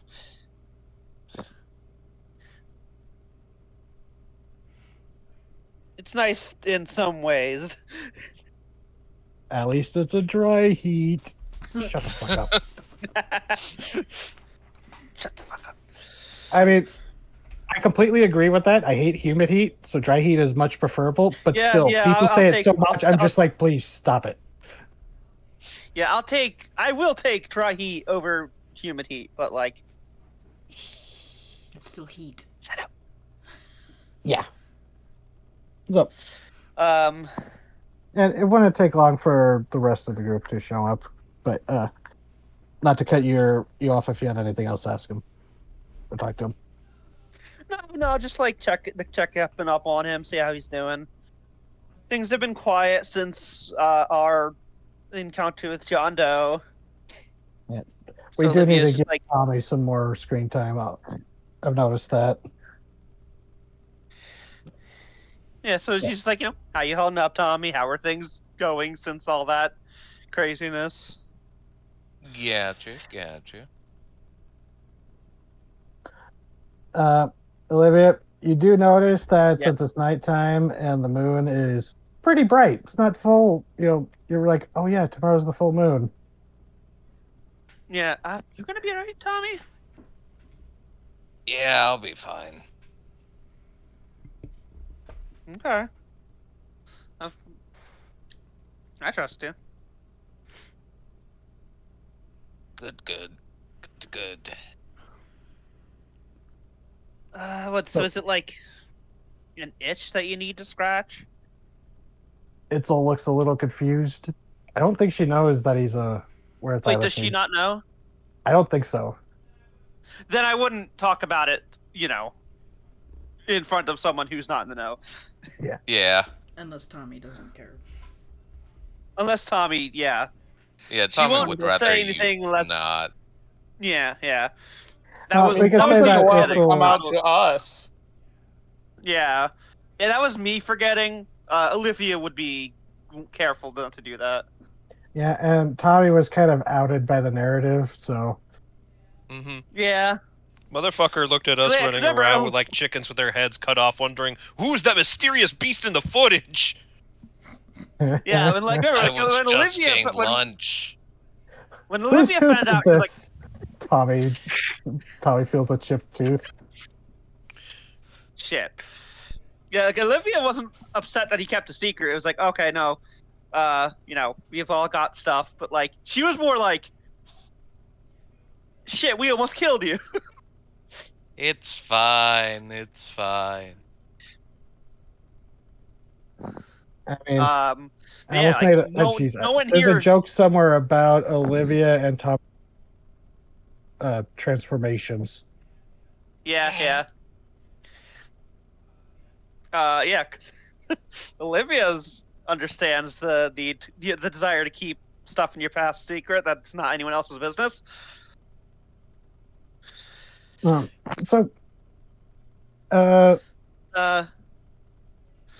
think she'll like head back before Fred gets there, so he doesn't like see her fucking vanish and then the luchador show up. yeah, okay.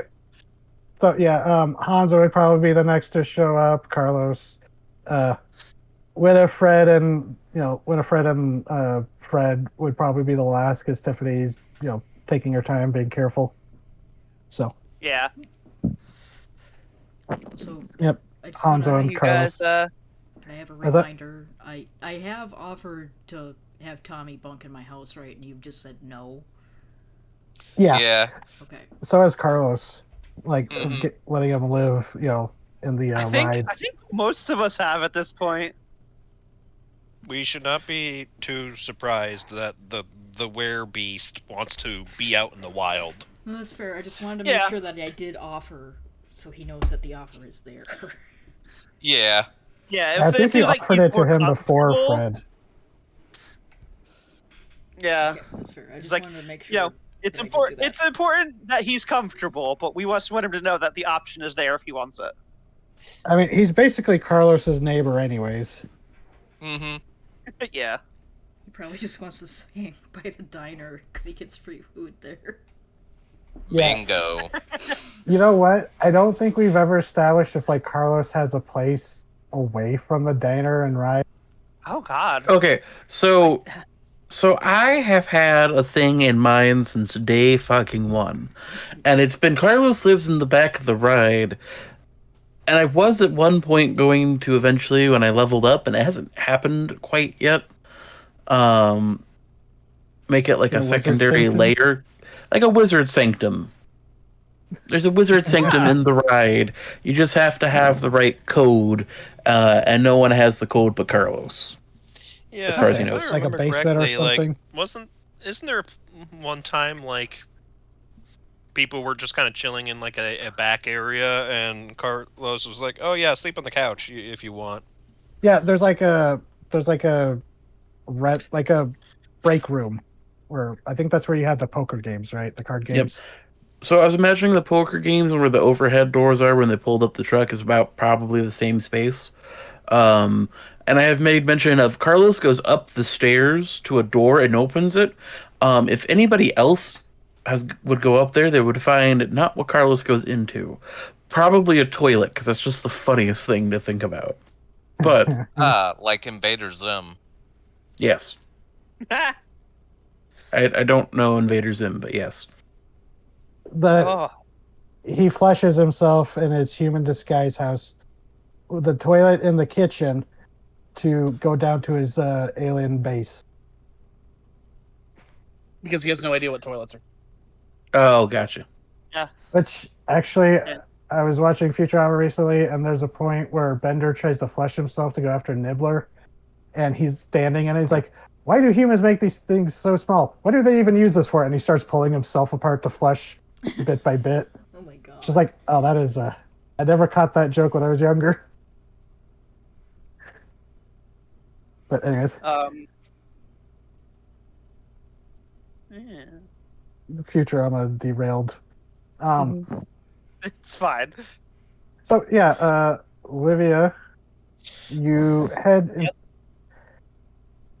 So Heads you and- you head into the back after Itzel wishes you luck again. You can try Olivia looks to like she wants to ask something, but doesn't. It's like Ask, it's like Itzel? it's like yeah, but then doesn't. And it's like, wish me luck. Yep. And when you depart, she kind of looks to Tommy and she goes, "It's like she keeps trying to tell me something, but she always gets too flustered. It's kind of cute, but Yeah. if I I wasn't think- 200 years old, I probably wouldn't have the patience for this." Honestly, at this point, it's really funny. It'd be fun to see, like, take bets to see just how long until she admits something. I mean, yeah, that she's chuckling about it. But so Olivia, you head into the back to go Suit up. get ready. Yep.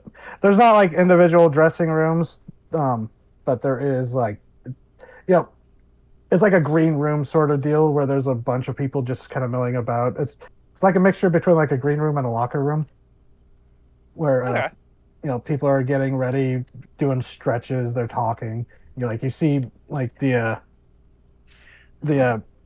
recognize them from the posters. They're going to be the two openers, local guys. Which hold on, let me find their names. Damn it. Oh yeah. This one is Wicked. One of them is Wicked Creature. He's kind of like a grappler yeah. type. And the other guy is Tank. Tank is like a big, heavy brute kind of guy. You kind of know him. Yeah. Wicked Creature. He's like they're like discussing it, and they seem to be like Tank seems frustrated. He's like, you hear him like, "Why do I always gotta take the fall?" And Creature's just like, it's how it goes, man. And you kind of recognize them from the local scene. They're just like long time, regulars, I guess would be the term. Yeah, Olivia will, like, wave at them, like, hey, big fan. They go like nods back. They don't really respond much beyond that before they like go back to their conversation because they're the opening. Yeah. And but yeah, you go get ready, dress up, and pull out the mask. The mask. And I put it on. I suddenly turn into a green tornado. nope. That's a couple years too early. I know. Oh wait, I don't know. I don't know when the mask comics were, so who knows? Yeah, I don't either. Big heyday was late 90s. She does. She does she has like a costume for the rest of her body because She has notable scars. Yeah, yeah. It's one of the costumes that have like long sleeves and like legging, which it's a Yeah. different costume than your armored one that you had made. Yes, that one Your is monster specifically for when armor. I'm fighting. Yeah, my my anti-monster armor. But 'Cause it's not, you don't wear body armor in the ring. That's kind of defeats the purpose of this.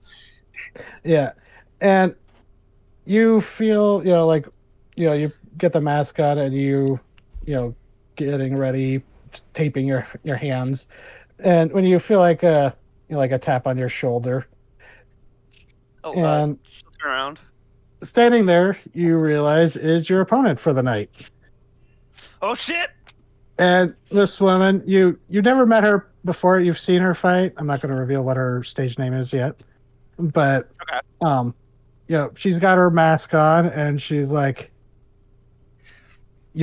just wanted to say, no matter how it goes, because you would know, you were told that this is going to be more of an improv match, where to see like how you vibe with the crowd, and Yeah. default is she is supposed to win, but there's still a chance that you might be able to, depending on like it's How the vibe goes.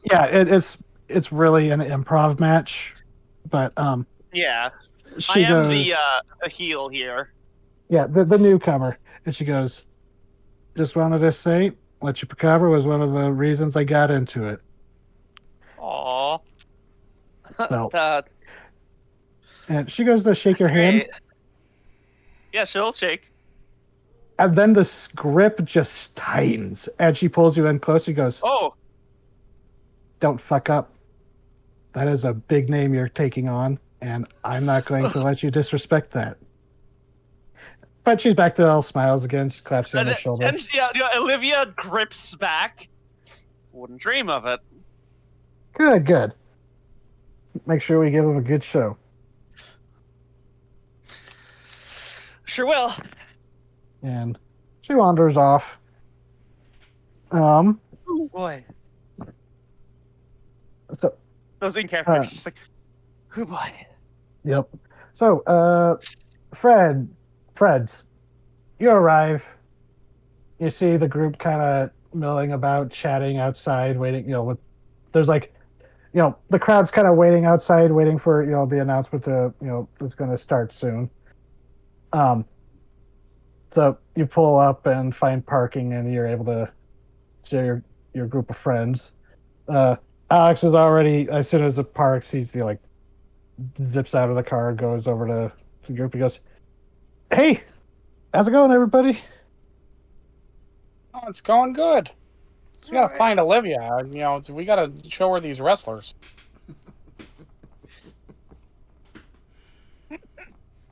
Yeah, Alex looks around and goes, "Yeah, where's Olivia?" I'll say she told Itzel to like tell them that like she's maybe like tell them like she's inside already or something. Yeah, Make that's something what. up. Oh, yeah, she's already inside. She said she, we'd see her inside. All right. Well, we gotta find her once we get in then. And she said that if the matches start, don't wait up. Just make sure we see it. But something about, I don't know.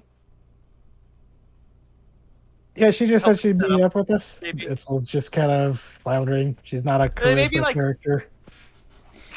Yeah, neither is Olivia. Winifred's gonna go, something happened at the preserve, maybe? Like, giving her, like a wink. Oh, yeah.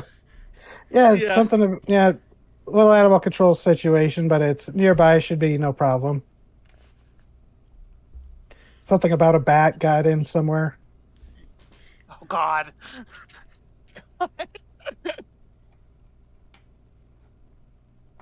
But, She got these tickets for us, so I'll go and sit down and watch it.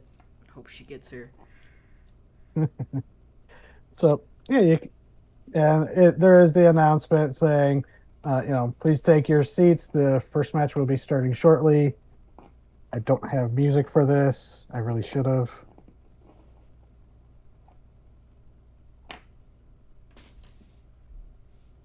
Oh God. Yeah, you know you're fucked when your first opponent ends up being the Undertaker. Yeah. Um. All right, sorry, I apologize for that. No, it's funny. So, yeah, heading in, the place is boisterous. You know, there's music playing. You know, waiting for the matches to start. Uh, the center ring is there. No fighters are out yet, but you see, you know, people milling about it. You see the commentators table, and there is like one or two smaller, like they look like old public access cameras. Like they might have been public access TV at one point, but now the wrestling ring has them just set up. But yeah, yeah, you get pretty decent seats. Apparently, Olivia was able to score some good tickets. Huh? Can't see that. Too bad she won't be here to see it. I'm looking for her because this is a love connection. Hmm. We gotta help Olivia meet this wrestler. Don't ship me with myself. He doesn't know. He's Won't innocent. learn you without even realizing it. Don't say But- it. oh, God. We'll banish you again. How bad can I be? God, no. Sarah! No. Teeth, don't make me banish you. Contain you. Well, Hana means family. No, wait, I have a better Family idea. means no one Give him gets left negative behind. inspiration. No. Oh, God. Take negative to his next roll. I have a negative hole. That'd be funny. Just 2 strikes. 2 strikes, buddy. So, do you actually mention, like, do you actually mention wanting to introduce Olivia to the Dama Chupacabra in front of Itzel? Yeah. She's like, oh, you want to introduce them? Why? She seemed curious. Well, she's never met this luchador that we met, and she's the one who actually really likes luchadors. So it feels sort of like, like she's missing out. Oh, yeah, I can see that. Well, Self-love is the most important kind of love for the ship. Plus, she's into the ladies. And I figured, why not? See I the- hadn't realized. I hadn't realized. God, I didn't hear. We just hear that screech from your kid. I get too high pitched sometimes. I get too high pitched sometimes. I know, it's fine. My fucking mic apparently picks it up. Yeah. It loves No. to pick up Nora from the other room and yowling. Gay panic. Maybe It's that's what I so need. no. Gay panic and screaming cats. That's what my microphone picks up. Vibrating I mean, Nora's frequencies. Wow. Hey. So she seems amused by this, and she's like, I bet. Oh wow, she really would, bro. At least the recording it points at the cameras, so she doesn't show up. Yeah. It's not the same as meeting them in person. It's fine. No, We but can maybe get an then she'll be autograph. inclined to. We'll just get her an autograph. Itzel looks like she's about to crack up laughing at that idea, but she's like, "Oh, that's a great idea." There's an absolute shit-eating grin on her face. God. You know what? Yeah. I think she's even mentioned liking El Chupacabra in the past, so... And that's actually one thing you notice. There are like on the side walls of this like gymnasium type. It's a large warehouse type interior, very empty, large walls. But on the walls there are like several banners of like old wrestlers, previous notable ones, and there is a pretty large one showing El Chupacabra with his Camazotz type mask. And it's just like, he's one of many different wrestlers like on display, but he's one of the ones on prominent display because he local hero kind of deal. Yeah. So, you find your seats, you get your concessions. Alex's, a bundle of energy. He's excited. Tiffany's, she seems into it. I don't know what teenage girls are into, but I mean, this first match is two muscular men fighting, so yeah, that's fair. Speaking of, the lights start to go down, and you see the ref step out and goes, "Welcome, Redemption to Wrestling Night." Oh God, this. He doesn't say that. This is me. yeah, you're fine. He goes, "Tonight we have a trio of matches for all our fans." We read the luchador. Sorry, that's a non sequitur to those listening. But she goes, they go, we have a. God, sorry, I gotta tab away from the chat. It's too funny. We have a trio of matches for you tonight. First up, returning to the ring, longtime local favorites and infamous, famous and infamous both. We have the Wicked Creature, and there's cheering and applause and running down the center. You see the guy runs out, muscular, kind of lanky form, stomps around the ring a bit, getting the crowd pumped up. He goes, and the Tank, as the music changes and this guy comes lumbering out. Definitely, he seems like a like the big bruiser type of wrestler as he comes out, and he's like doing like almost like caveman type grunts and growls, playing up like he's the dumb bruiser kind of character. And they get up into the ring, and the ref does the pre-match thing where it's I haven't watched wrestling in a long time, so I'm fumbling. And we can skip over things. It is okay. You don't need to Don't do forget all the the details. Robosaurus. Don't forget the Robosaurus. We're not at the rodeo yet. the monster truck rodeo. But the match starts. The bell dings, and they throw themselves at each other. And it's a fair, pretty lively match. They clearly live up to their roles. The Wicked Creature constantly getting the Tank into some pretty brutal holds, but the Tank is such a brute, he's able to break, power through them, and he's throwing, Wicked Creature around the ring.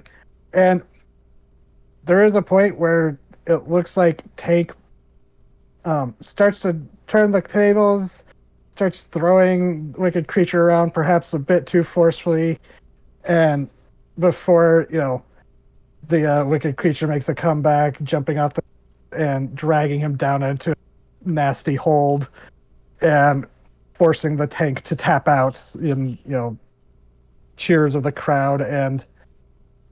But as you watch, and Olivia, you're kind of watching off from the sides because you're up next. Yeah. You see a Tank like just attitude wise kind of like shove off Wicked Creature and like in a kind of like a pissy mood and storms off. To the rest of you, it just looks like, wrestler kayfabe where he's upset that he lost and Wicked Creature, soaks up the attention. But when he storms past you, Olivia, he's just like, fucking every time. Fucking wish I could just win one time. God damn it. And he just storms off. Aw. Not everyone's a winner. And sometimes they're not a winner by decisions beyond their own.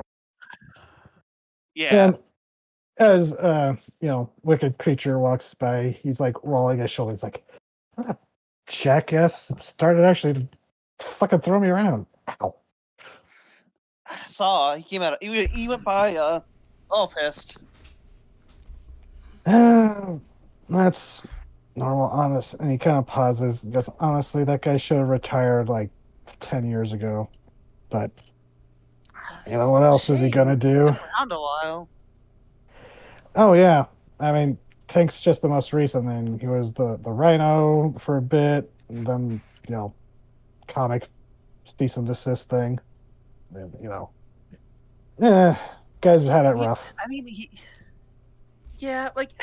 could pick up like a protege, have someone to pass a mantle onto. That would be a good second act for him. And he kind of laughs and like looks at you, and he goes, "Well, it seems you've already got that covered. By the way, good luck. You're up." Hey. Oh yeah.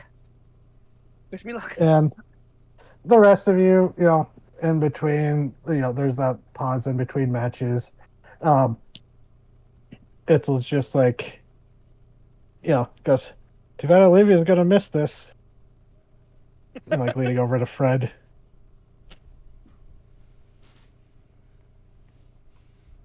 Well, I And guess I wasn't born to play Cupid. and Alex, he's hype. He was all pumped by that fight. He's all, like I said before, he's a bundle of energy. Tiffany, she enjoyed that joke earlier, but She is a young adult woman and just watched two muscular men fighting each other. But the music starts and you're the second one up, so your opponent is actually going up first, Olivia. Yeah. As the ref goes, stands up, goes up and goes, and for our second match, we have a returning favorite, longtime local luchadora, La Matadora. As you hear this like flamenco style music, guitars playing, as stepping down as she passes you, she gives you a nod, but you see this luchadora. She's dressed in like a matador's outfit, sort of. Her stylized to look like a matador's outfit. She has like a red cape over one shoulder, and even like a prop sword on her hip. And she walks out, and actually following at her side, there is as Tiffany goes, "Oh, that is the ugliest dog I've ever seen." As walking out alongside her is a hairless Zolo dog. The Mexican hairless dogs, the black-skinned ones. And she steps out, and the dog, goes and sits off to the side as she steps into the ring. Casts off the, casts the cape off of her shoulder. It's still hanging there, but she lifts up her hands, to the cheer of the crowds. And the ref goes, and her opponent. You may recognize this mask if you are a long-term fan of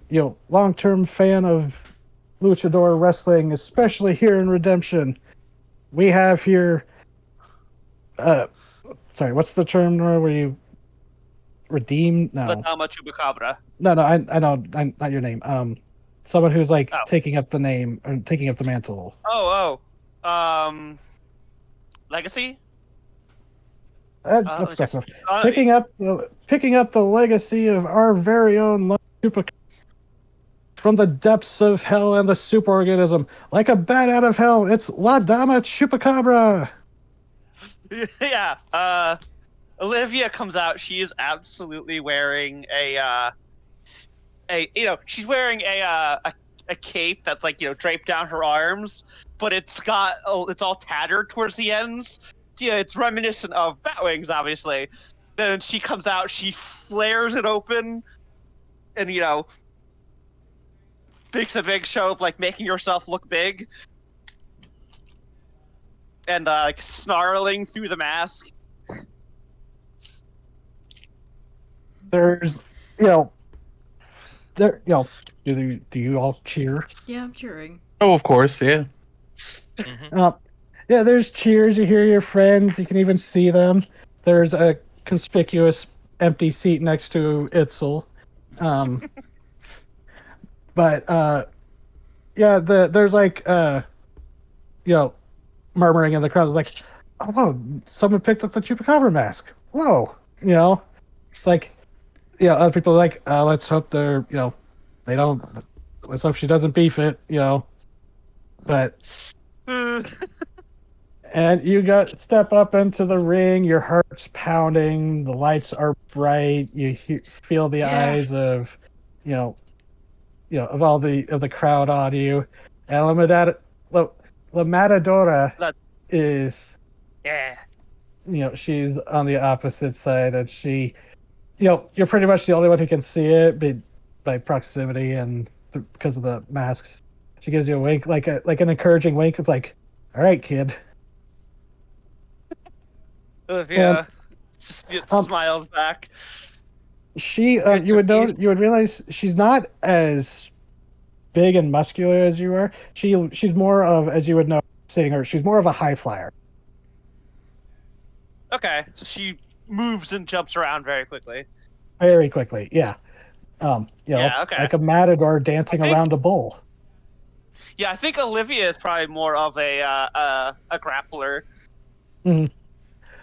So you got a grapple to do the Calamity Driver. And so as the ref goes and he looks to you and goes, newest disciple of the Chupacabra, do you have anything to say to this crowd? Or are you just here for blood? Blood! And she like raises her hands up in like a clawed motion. I come for blood. That's the one. That's the wrestler that just showed up out of nowhere while I was at work. That's the one. Blood! Blood! And people are cheering, and like a few people like do it's not like mean booing, but it's you gotta cheer she's heel. a heel. Yeah. So you go and face off, and the bell rings. How do you do this? How is it? Okay. Oh boy. I should have music going. Dang. You're gonna kill the opponent, right? You're gonna tear their head right off. I'm gonna fucking take into her neck and drain her blood, obviously. Yeah! Going the Wilfred route.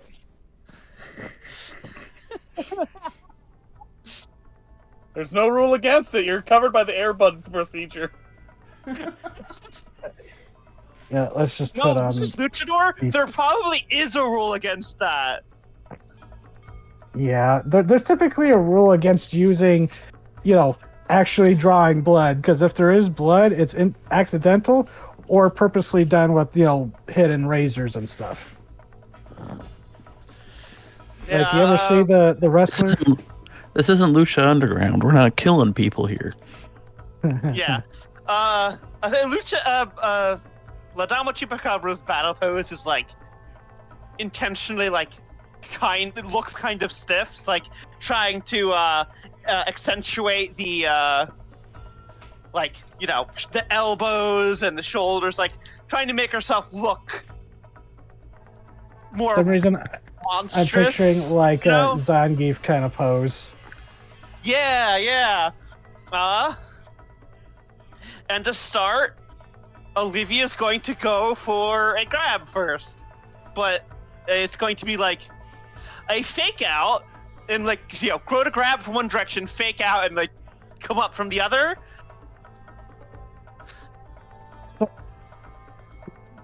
Let's start with kick some ass, unless you have a luchador class specific. I have a luchador move. All I'm right. using Sly Ludo. How do I roll you? I don't. Okay, I just roll sharp.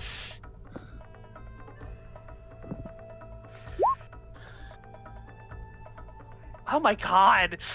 Next success. What? Maybe I gotta close my window. The monster Jesus fought for it, Christ! though. Yeah. On a Although 7 to 9, Matador is yeah, not a I monster. expect- Yeah.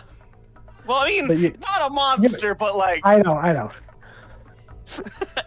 essentially, it does like whatever my normal harm is, like this, which is I don't actually know. That's up to you. And it is a +1 because I partially Yeah, succeeded. it says when you fight dirty. How do you? It's watch the into this? fate. So like she goes up with like one arm to like make it look like she's going to grab her from one direction. So when she's like going to dodge or block that way, she brings her other arm up and like catches her like under the arm and twists the arm around her. Not enough to pop anything out of its socket. Yeah, the wrestling twist. Yeah, and like, yeah, that's what she does. Okay. And she struggles back, and you hold her there for a few seconds as she struggles against it before she manages to twist her body around, kind of flipping over, so she releases the tension on her arm before she goes and slides, but then she goes like she's going to charge for you, or no, she bounces off the ropes and then goes like she's going to charge for you before sliding like a baseball slide into sliding into base, slides through your legs and then leaps up leaps up and kicks you in the back of your shoulder blades. You're like doing a backflip kick, and you stumble awesome. forward, and there's the cheering of the crowds, and you're up again. This isn't like actual. This is, let's see how flashy you can make this. Yeah, she takes the hit and she moves with, she spins with the hit. Then she comes back around. I guess we would take off our capes and our respective capes before the fight goes, right? Or are we She still actually wearing has them? hers. Okay, then I'd still have mine. When I come back to, standing straight up, I flap the cape up and point at her. You can only keep away for so long, La Matadora. And she literally does the Matador thing where she holds up the red flag, the red cape. I'm gonna charge it, but Yeah, I'm going she's to, as I'm taunting you. charging. Yeah, as I charge, I'm gonna put my arm out to try and clothesline her. Body is going towards the the cape, but I put my arm out to try and catch her body as I go by.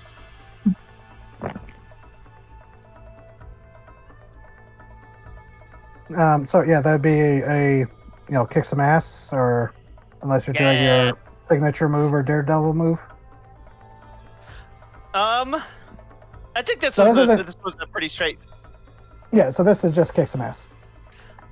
Yeah. Nice. Ooh, 11.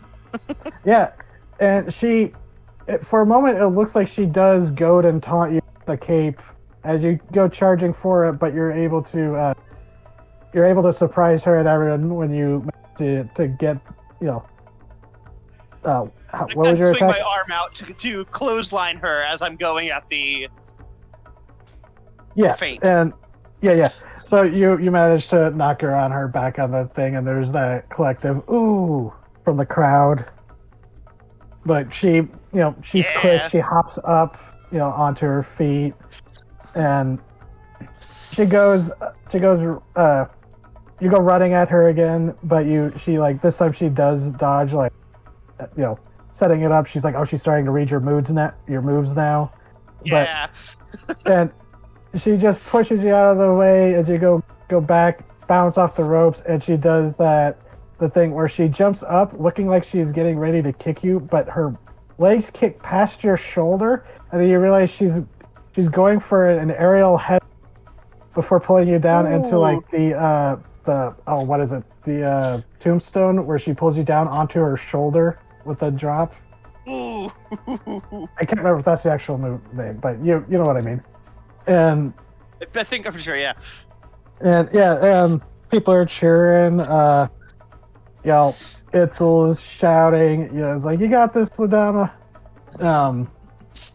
Alex is also cheering. Shouting out as well. She's like, Blood! kick her ass! Blood! Blood! Blood! And a few people do pick up the chant of like calling for blood. Blood! Blood! Yeah. Because that was a good roll.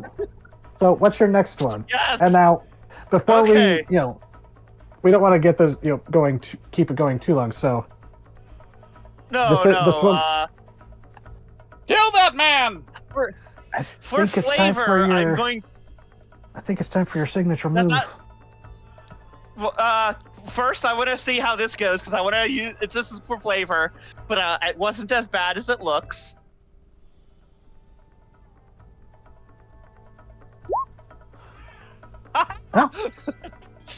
So let's see, which one is that? Yeah. What's your sheet? That's Oh yeah. it would So, normally yeah, it would heal it was farm a- and stabilize. Yeah, so it looked like it was a really brutal hit it took, but you're But then- you're able to like bounce back for it, looking like you rolled with it in such a way that it, If I could You segue brush it that off. into my signature move. Yeah.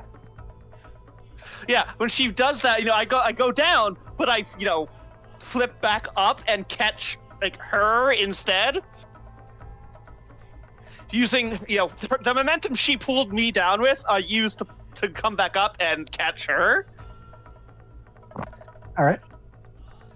And I'm going to do the Wow. calamity driver. What do you got up? All My right. signature move. Roll for it. Come on, Olivia. No. Oh, that sucks ass. No. On a Okay, miss, your no, opponent counters no. the move. Are you going to Yeah, spend a luck? yeah. Wow. I'm Blood, thinking about it, but no. You know blood. what? Blood! You know what? I am the heel. Lose, it is okay to lose. Okay. Yeah, So- spend a luck point in this non-lethal fight. Yeah, I was Yeah, kind of no, going wow. into that. So, Blood! No. okay. I So- have 2 used already. Yeah, so you go. How does the calamity driver look? Like how would It's it a look on a suplex. It is- successful? It's a suplex. So she catches them under the arms and gets their legs out from underneath them, and then Yeah. suplexes. Okay, Oh, so God, I you want- attempt to go I'm so and tempted. no, so you go and attempt to grab her as you bounce back up, and you do manage to grab her by surprise. And she's just like, surprised that you're able to recover from that nasty hit she did. But she is well trained. She's been doing this for years, and this is your first match, and you both know that she definitely has experience on you. But Yeah. when you go to grab her, she manages to throw her arms down and break your grip before it tightens around her. And in that same motion, she turns around, kicking a leg out, sweeping your legs out from under you. So you land on your back, and by the time you there's a moment where you're actually dazed because that's a bad roll. Yeah. That's a bad roll. Is that your? Oh yeah, that was a crit fail. That's 2 1s. Yeah, that was a crit fail. So you're actually like like dazed for a moment, and by the time you like shake your head and look up, she is up on the top turnbuckle, and she does a flying, like arms out leap, very Ultraman almost, before coming down Hey, and way. I'm going What? Oof. to. No, this is her counter. Okay, fair. This is still continuing. Olivia, you crit failed on that one, so Yeah. No, I crit failed. yeah, and it specifically says the opponent counters the move narratively. Yeah. So she does this high flying jump, and comes down and very well, she's very experienced. So what looks like a very brutal, you taking all from her shoulders down into your torso and stomach.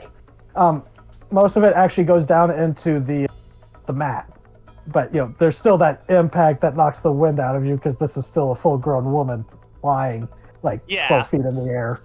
But she's talented enough that it's not going to like fuck me up, but it's talented enough that she is also fucking me up.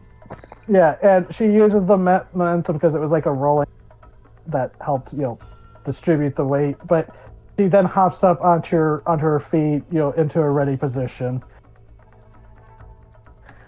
Oof. Maybe it's a good thing that Olivia didn't see this. You have one more chance, Olivia. As Yeah, the I think I'm crowd going to do. is shouting. They're shouting "Olay." I'm going to use a daredevil move. Mm-hmm. Let's see. Okay, let's see. Okay, picked one. Yeah, so they can't do it yet. Take +1 forward. Select 2 harm if you are unarmed, and your weapons harm if you are armed. Okay. So I can interrupt a move someone or something is making, so they can't do it yet. Take a +1 forward. Give another hunter a +1 forward. Inflict a 2 harm if you're unarmed, and if your weapons harm if you are armed, or you don't suffer harm in return. What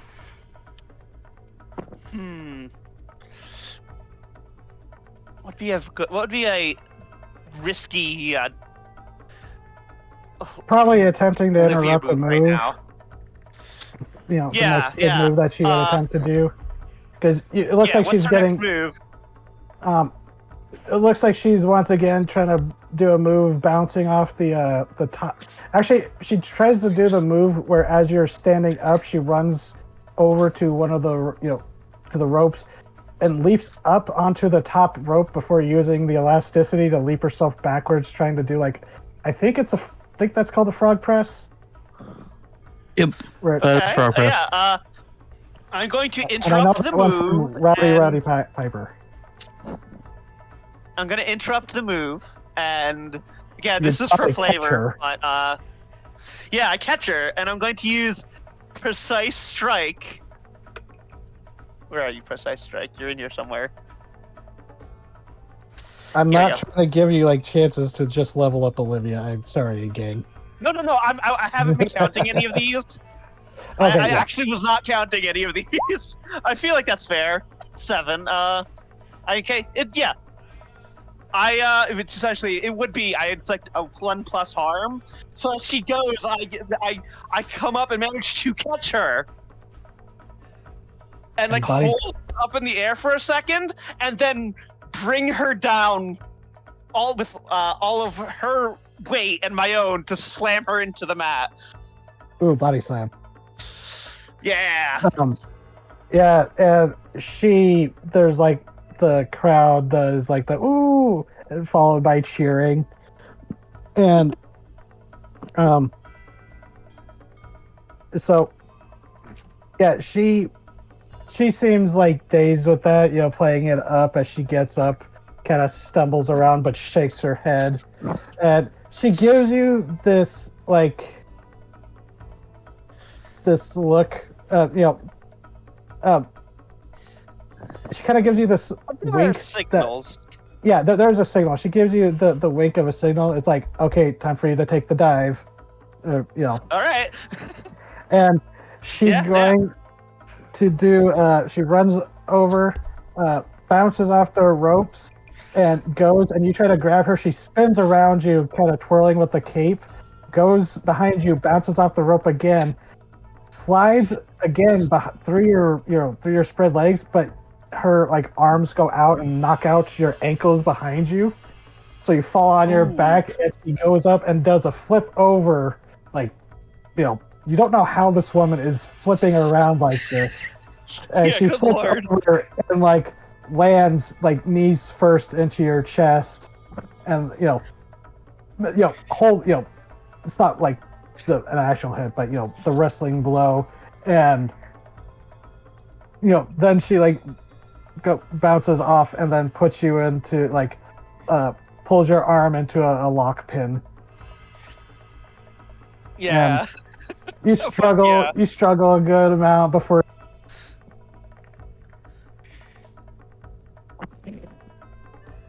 And the crowd cheers. There are still people chanting blood. Fred's keeping it up. Blood! Blood! Well, no, once you started losing. Hey. Yeah, I kept it going. Oh.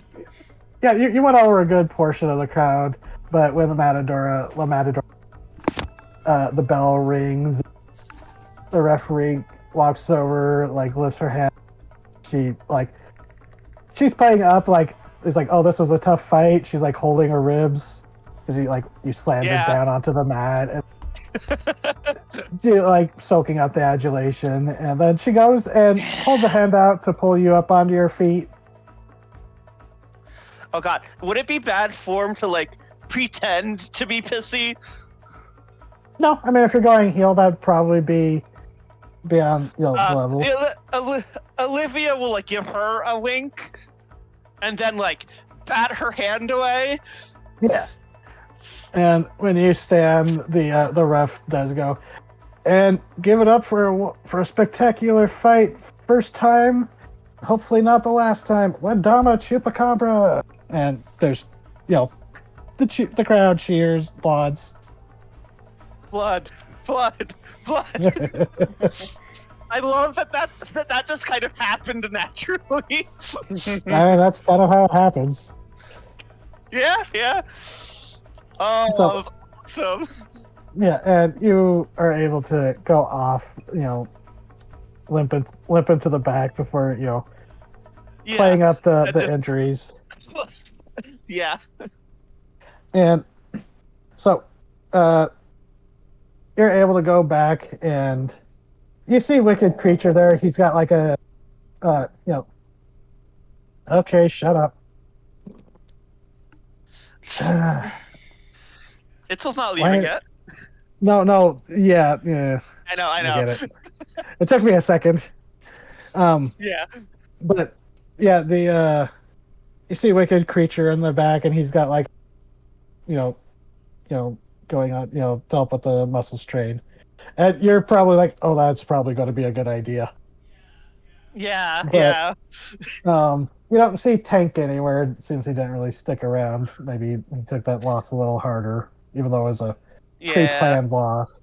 But you go back, and Creature, he kind of like grins and goes, "Not a bad time. First time. Wish I had a match that flashy for my first time." I've had some practice with Flashy before. Well, I mean, who knows? You could be, you could have a whole history of wrestling under that mask and don't even know it. One of the good things about you luchador types, but I can't do the mask thing. They itch too much. They don't breathe. Yeah, no, that's fair. It's fair. Like he's like one of those wrestlers from the 80s, 90s who's got. When I say he's like Wicked Creature, I mean he's like who the God, not Jake the Snake, the other big-haired Ultimate Warrior. He's kind of like a knockoff Ultimate Warrior. But see, he's got this like mane of hair. He's like, Oh. I just with the hair mask no. But you know, um, She'll she'll laugh, but like good nature laugh. It's not for everybody. oh yeah. Well, hopefully, old man will. Yeah, I'm sure he would have appreciated that. That was a good match. So, and Thank you. That's good to hear. like a moment later, La Matadora walks in with her dog, and she Yes. goes, "Oh, that was definitely ow. Good job." Yeah. Fucking. I have not seen somebody move like that. I think ever. Yeah, thanks. God, you definitely made me put in an effort I wasn't expecting. Not that's. Hey, I'm not saying I was underestimating you. no, But- it's fine. It was my first match. It was Adamo Chupacabra's first match. Well, Because we remember, like, Ladama Calamidad has done a few, but this is, she's taken up the new name. I thought I reckon. Do you say that out loud? No, that was to you, not. Yeah, I kind of There's, forgot like, about that. Yeah, there's an intentional hint in the name, Ladama Calamidad, Ladama Chupacabra, but like it's Oh, not yeah. nothing of like So that she she's was, going to like. Yeah, so she would joke. She'd be like, I thought I thought I kind of recognized that. You must be. Well, I won't say, but I thought I recognized that style. I've had some more first-hand experience since then. Gotten a lot better at using other people's weight against them. Yeah, that was. She kind of rolls her shoulders. I felt like I was a kid again, being tossed around for a moment there. Hey, you did your fair share of tossing around too. Yeah. Well, I'm going to go ice up and relax, and Yeah.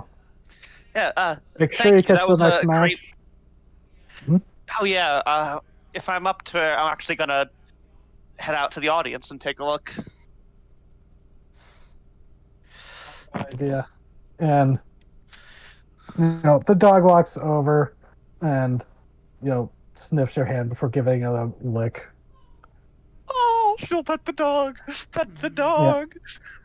Like most dogs, he's happy for the attention. Yes. This naked mole rat of a dog. I love them. They're so cute. And she clicks her tongue, and the dog goes and follows her. So yeah, you're probably not going to make it to the first bit of the next match, but you could probably get out there before it ends. Okay, yeah. Anyways, the rest of you, what'd you think of Ladama Chupacabra's match? And actually, I guess that's what Itzel would say. She goes, "So what'd you guys think?" Not bad. Match. It's a good match. A fine start. Game she lost. Yeah. Well, it is just the first one, and she is a heel, so time for change. What was the answer? It's not gonna win any hearts by losing though. I And while you're, oh yeah, I should go look up who's next. I have these names written down, but not all of the same. Oh, God, I know I say this every time I play, but I really need to condense my notes. So, the next match starts getting ready to go. There's a like a little break so people can visit concessions or go to the bathroom before the final match starts. So Actually, that would give you enough time, Olivia, if you wanted to pop out right as the match starts. Yeah, she'll like come up and like behind Fred and not say anything for a little bit to like give the vibe that she's been there like, for longer than it seems. I've been here the whole time, Fred. Yeah, exactly. So, did you enjoy that last one, Fred? Oh, hey, Olivia. Yeah. So, I was kind of hoping you'd get to meet that chupacabra lady, but I guess she sort of beat Tail you in end of the that. match. So, Oh, that wasn't a beef. And That fights It's a aren't very- all about winning. It's about, entertainment. that's true. That was pretty entertaining. Yeah, I mean, come on. You don't want the bad guy to win immediately, do you? and Alex is just like, well, the bad guys are always the coolest ones, right? Yeah, Yeah, right? we vote and support villains in this household. And Olivia, because Alex is there and starts going, he's like, oh, you should. He's like, did you see the match? She was really cool. She was like so big and strong, and the other lady was like so Aw. quick and fast and nimble. But while he's like gushing about the fight as the match is about to start, you see Tiffany like Yeah. sitting next to Alex, and she just kind of like narrows her eyes before they go wide. Instead, she like tries to hide a laugh behind her head, and she goes, "Yeah, it was a really cool fight." Oh, good. Did she It's pick like- up on it? Tiffany's very observant for You get this All right, feeling. yeah, that's- hey, that- yes. it's just see there is like a look of realization, Yeah. but you're not sure what it could be. But considering the situation, but Tiffany's a very observant I kid. think, yeah. And, again, it's fine if you figure it out. Just don't out to other people. And Yeah. I'm sure Olivia, despite trying to look natural, is kind of, like, holding herself like she's just got, fucking pile drived. Yeah, trying not to look like she just got beat up. Yeah. So So seeing that look of recognition on her face, Olivia will give her a little wink. and she kind of gives a wink back, but doesn't say anything more about it. So Good. and Itzel kind of pats you on the shoulder and kind of leans in. So it's a pretty crowded place. It's loud. There's Yeah. ambient noise, but she leans in and like kind of says just loud enough for you. And she goes, "Great match. That was pretty good." I think with the pat, there's like Like a grunt of pain. it's a pain. Oh, I'm really tempted to have Winifred notice that and pat you again harder. Come on. Yeah, it's like you're the friend that sees it. Like you hear your friend going, "Oh God, I got such a bad sunburn." Where? Here? Slap. Slap. Yeah. Slap. Was it entertaining from up here? It was pretty Oh good. yeah. This super hearing. And the ref, steps up again. Goes, "Please take your seats. The final match of the night about to start." And goes, and we have longtime favorite and current champion, La Jugador, the Gambler, which La Jugador is Spanish for gambler. And you see this guy, luchador fellow, luchador wrestler, comes out, and his mask looks like dice themed, like gaming, gambling dice. And he's got, his cape that he takes off. It's got like patterned with like a royal flush hand of cards. Um, and That's cool. he's got like the championship belt around over his shoulder that he passes off with his cape. He's like one of the flashy like he's like one of the really flashy type of wrestlers. And Yeah. his opponent, the ref, and actually El Jugador, he would have actually come out with a very attractive woman on his arm, Oh my god. that he had, that he hands off the cape and his belt, and you realize as she leads him and gives him a kiss, and he's like, Okay. the ref is like, and you know, the gambler's wife, here to support her husband, Oh, okay. I went from ugh to oh, that's sweet. uh, but Believe it or not, Nora, sometimes women like men.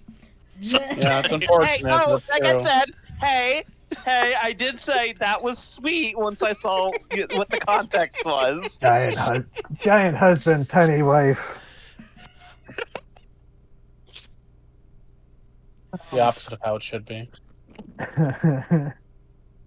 So and the opponent goes, you know him, you love to hate him, Striker, as this kind of 90s era edgy sort of guy comes out. Very attitude era kind of comes out, but he gets the crowd pumped. There's mixed cheers and booing, but he just seems to lean into it.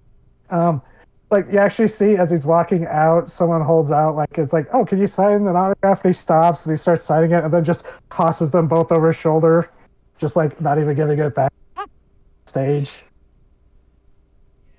But Yeah. yeah, they go up, and it's very clearly like a clash of styles kind of match. But the bell dings, and they both show why they are the headline. The gambler is a very, very technical fighter, kind of like a mix between like your fighting style and La Matadora, where there's like a mix of the yeah. grapples and the luchador jumps. And Stryker, for his credit, is a very competent wrestler as well. And it's a very entertaining match. I'm not going to go step by step like I did before, but yeah. And eventually, El Jugador does win. He manages to jump off the top ring after he had knocked Stryker down and pull him into a pin, which the referee dives in, counts to 3, and the match is over. The bell rings, and there's a little pop of confetti, and El Jugador's theme starts playing. Good God. Oh fuck yeah. He was broken in half. Oh my god. Olivia's Yeah, I cheering. forgot She about is the cheering. commentators. The whole time there were commentators going, talking about the match. It's fine. Which normally you don't actually, having gone to some wrestling matches, you don't really hear the commentators. That's more for people who are TV. Yeah, you just see them gesticulating and screaming at their little booth there if you're at the match. Yeah, because I actually went to a WWF show one time when I was a kid because my stepdad won tickets off from the radio, and went to go see it, and it was the same thing. It's just like, yeah, it's like, what are they saying? What's the plot? Oh well, I recognize the people. This is awesome. And then we went home, and there was like a delay, so we actually got to watch part of it with like, I didn't watch the whole thing because I was tired by that point. But it's just like, oh, I could actually like, oh, so that's what happened when they went backstage. Because I remember it was like it was one of those things where it became like a big multi-person brawl. People were fighting out in the rings, out on the side of the ring, and even backstage. But like when you would watch the show, it would kept switching back and forth. But it was neat being able to see that all happen. But anyways, the matches have ended. The starting to get wrapped up. People start filing out.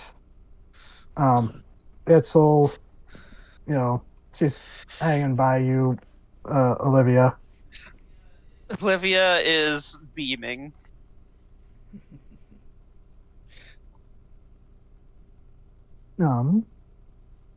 And Tommy, Yo. it feels, how's Tommy feeling after all that excitement? You think you might need to go for a run? Yeah. Yeah, so Tommy is probably the first one to excuse himself as you're hanging out outside in the parking lot. And Tommy, as you start to head out, you kind of look up, as you round the side of the building, you look over, and you see that the guy Tank from the first match is kind of standing. It's like in the side of the building, and you see some of the other people who work there are like moving stuff in and out side doors, and some of the other wrestlers are like getting into their cars and leaving or whatever. But you see that Tank guy, and he's off to the side, and he's talking to this guy who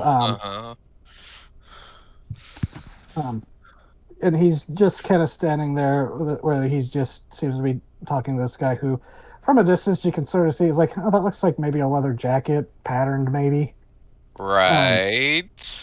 And you see, you realize it takes you a second that it looks like, snakeskin jacket, kind of tasteless, but Mm-hmm. And the guy is talking to him as he smiles, slick backed hair. You see him under the street light as he smiles and hands the Tank what looks to be a business card before clapping him on the shoulder and doing that it's like I'll call you gesture with his hand. And then he just kind of steps off to the side. Kind of notice you watching him. He's just glancing around and sees that you're looking at him, and then he just kind of gives this wide grin, finger guns, and then keeps walking.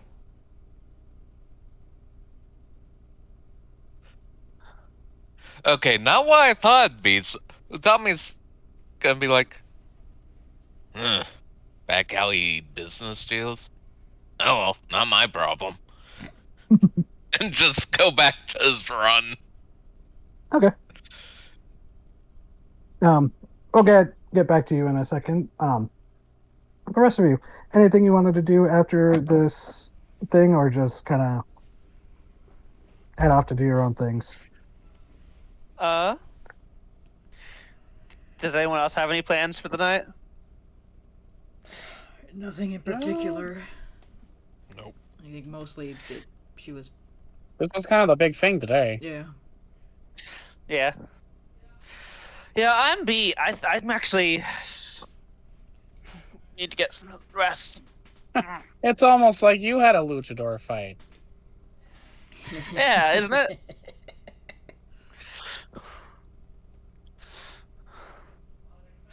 All that excitement got to me. I had to go and wrestle a bull for the preserve real quick. Oh, we heard it was a bat. Alex chimes in. Yeah, that's what I said. Must have been lost in translation.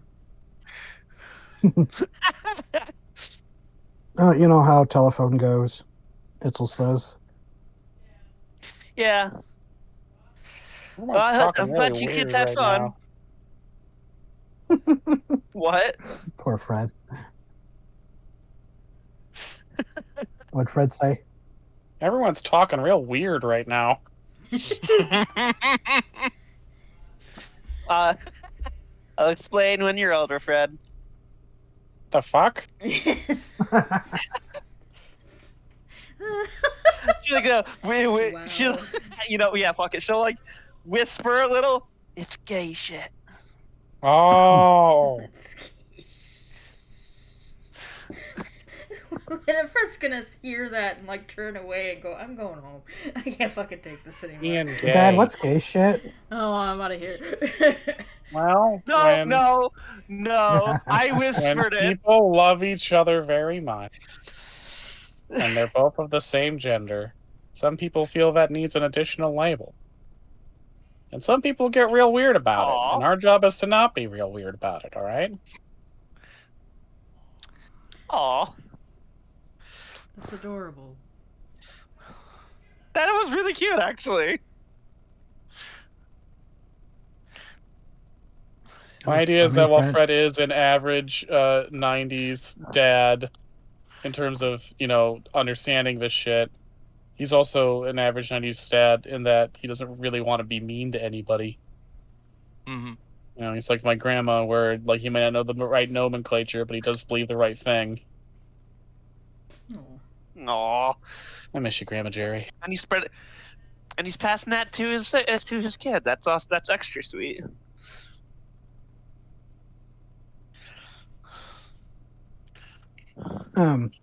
So, how close are we to well- pumpkin time? Pretty close. Pretty close, I Yeah. believe. Pretty close. Before we end, though, can I do a thing with Itzel? Make out sloppy Because style? Olivia's current. If she's up for Sloppy it. style. Sloppy style.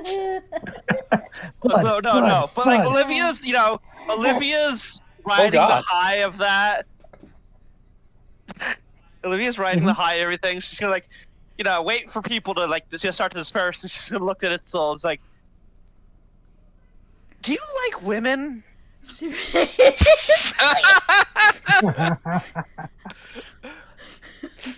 And she kind of stops as she's going to get in the truck, and she stops and turns and looks at you with this look like, yeah. I mean, and she kind of looks around like not like she was looking for a camera crew or something, but she's just like, What the fuck? me and Tommy were actually talking about this. You do know we're dating, right?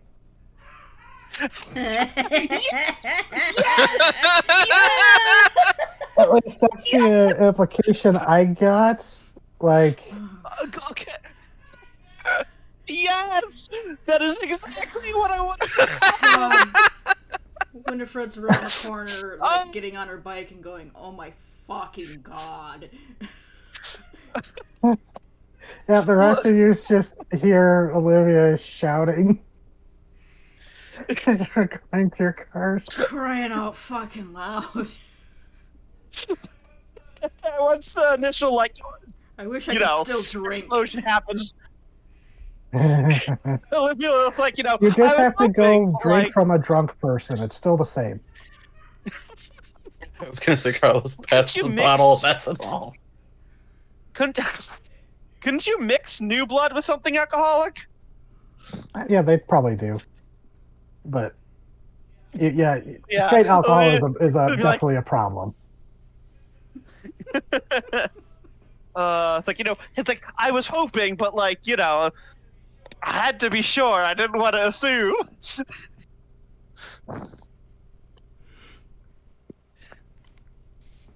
I mean, So sorry, I was gonna make a dumb non sequitur. No, make the joke. Do it.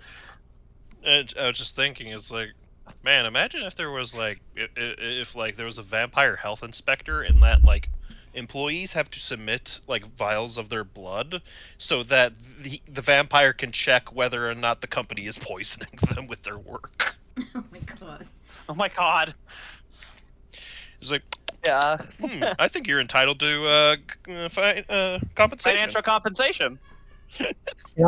that's kind of that's one of the reasons why the Haruto makes such good doctors is because they can do that. They taste blood and are like, oh yeah, you have the there's the faint taste of cancerous cells. We'll get you right on the treatment. Or oh yeah, tastes like oh yep, I taste tastes like the kidney got nicked. Better get him into surgery. That kind of thing. I say this tastes just like because cancer. I can imagine Winifred is like, I remember when, all the chimney sweeps would taste of arsenic or some shit. It was Oh, just God. like smoking. Winifred just Fuck. just one time after the kids are gone and her and Fred are just at that home and she's just unprompted. I miss when people did cocaine. That gave blood a buzz. Everybody did cocaine back then. It was like medicine. And it was fantastic.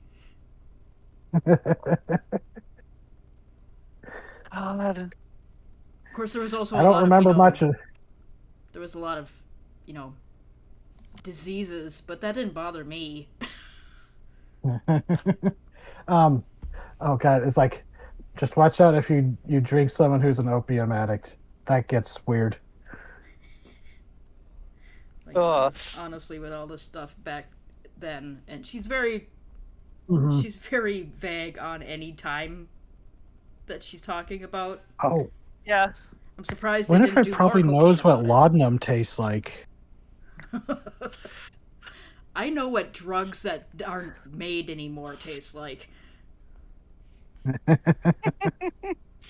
There's a reason why Mary Poppins said a spoonful of sugar is required for some of that medicine. Sometimes that didn't even But work. Fuck. hmm what's the joke? No one is more upset about medicine tasting bitter just because of molecularly than pharmacists themselves.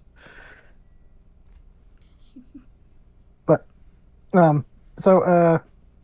yeah, Etzel's just like, I was wondering when you were going to get around to asking about this, but Look. I was hoping, but like it was, and like I didn't want it to seem like I was only hanging out with you because like I was hoping it would be romantic, but because like you're also, like cool and like I like hanging out with you in general. I kind of consider you, an honorary part of our little, group. We've been I through mean, some I shit together, definitely got but enough Saying dirt you on know you to too be much. considered a group. You gotta bail. okay, hold on. Saying you know too much. You know, that,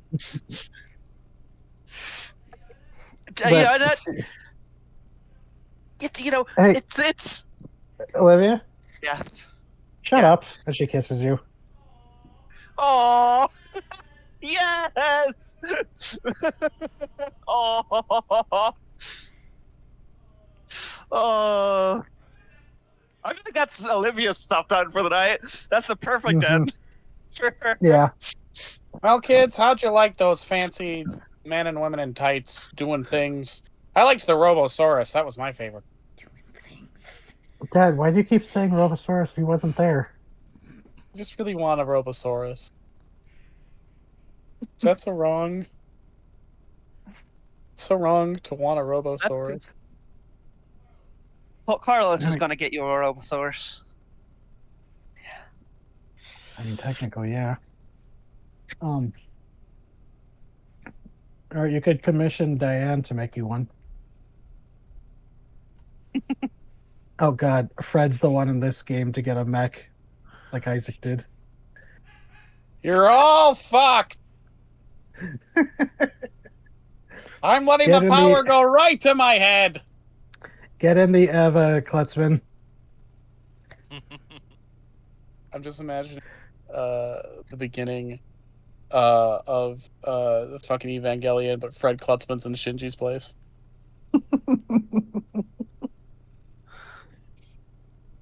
It's beautiful. Fahudores, Fahudores, welcome Christmas, Christmas hear our prayer. So, as you, kids were they really enjoyed it.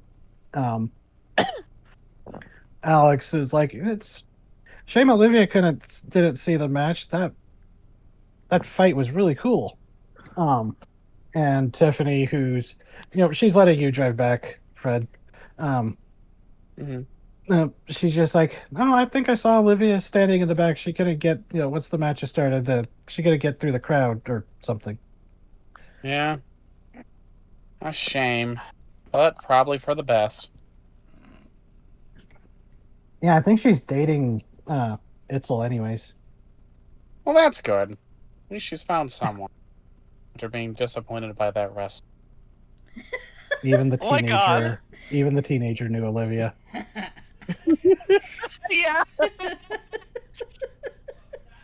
Look, that's how it goes when you're in lesbians. That's almost what happened with me and Lydia. We were like, when we were like, so we're like, we'll try to be romantic, and then we were just like, we were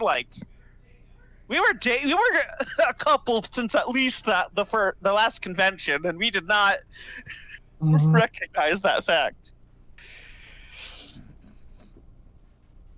So yeah, your kids, they had a good time, Fred. And Good. Alex says he's excited for tomorrow, for what you might have planned, which we will discuss over for the next one. And Tommy. Yo. So you go. Are you going? Are you just gonna head out into the desert for a run, or what you doing? Yeah, he's going to head out into the desert just to Okay. get the hunting down packed. The zoomies out. Mm-hmm. Exactly. Go for a hunt. Yeah. So you go out and what you think is a safe distance away before you shift and take on your larger form, and you go racing out into the desert. The moon is full, very bright. It's climbing up higher. Not many clouds, if any. Nice clear night. Perfect hunting night. And Mm-hmm.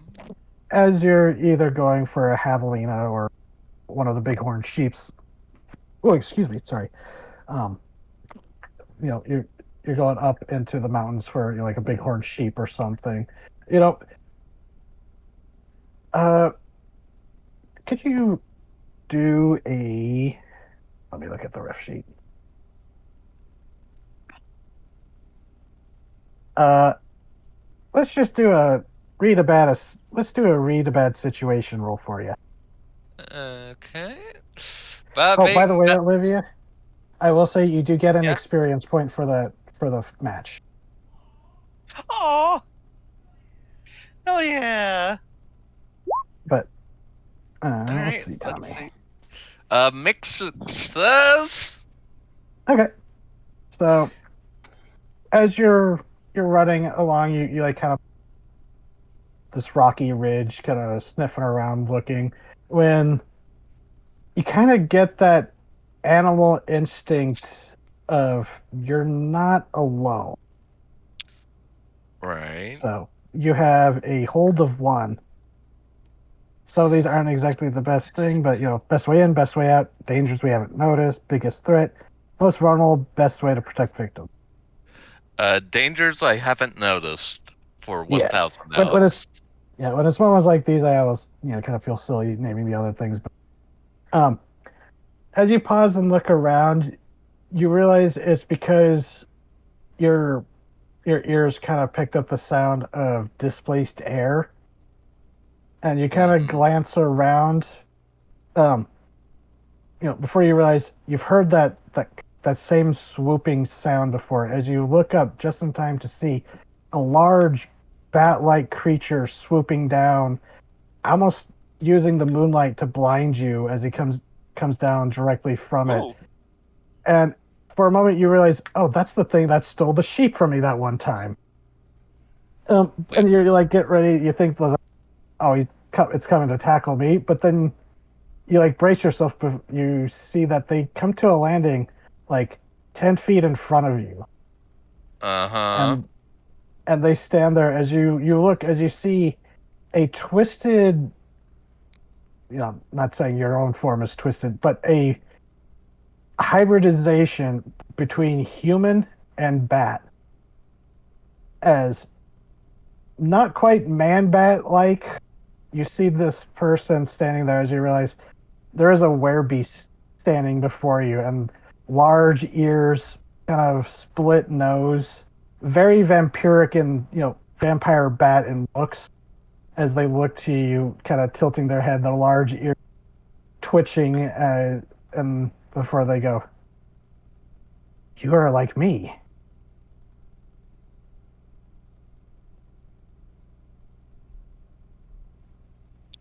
You change with the moon, yes? Right? Yes. Yes, I do.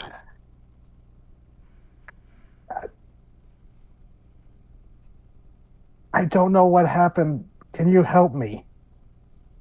As they look to you with just this fleeting look of desperation.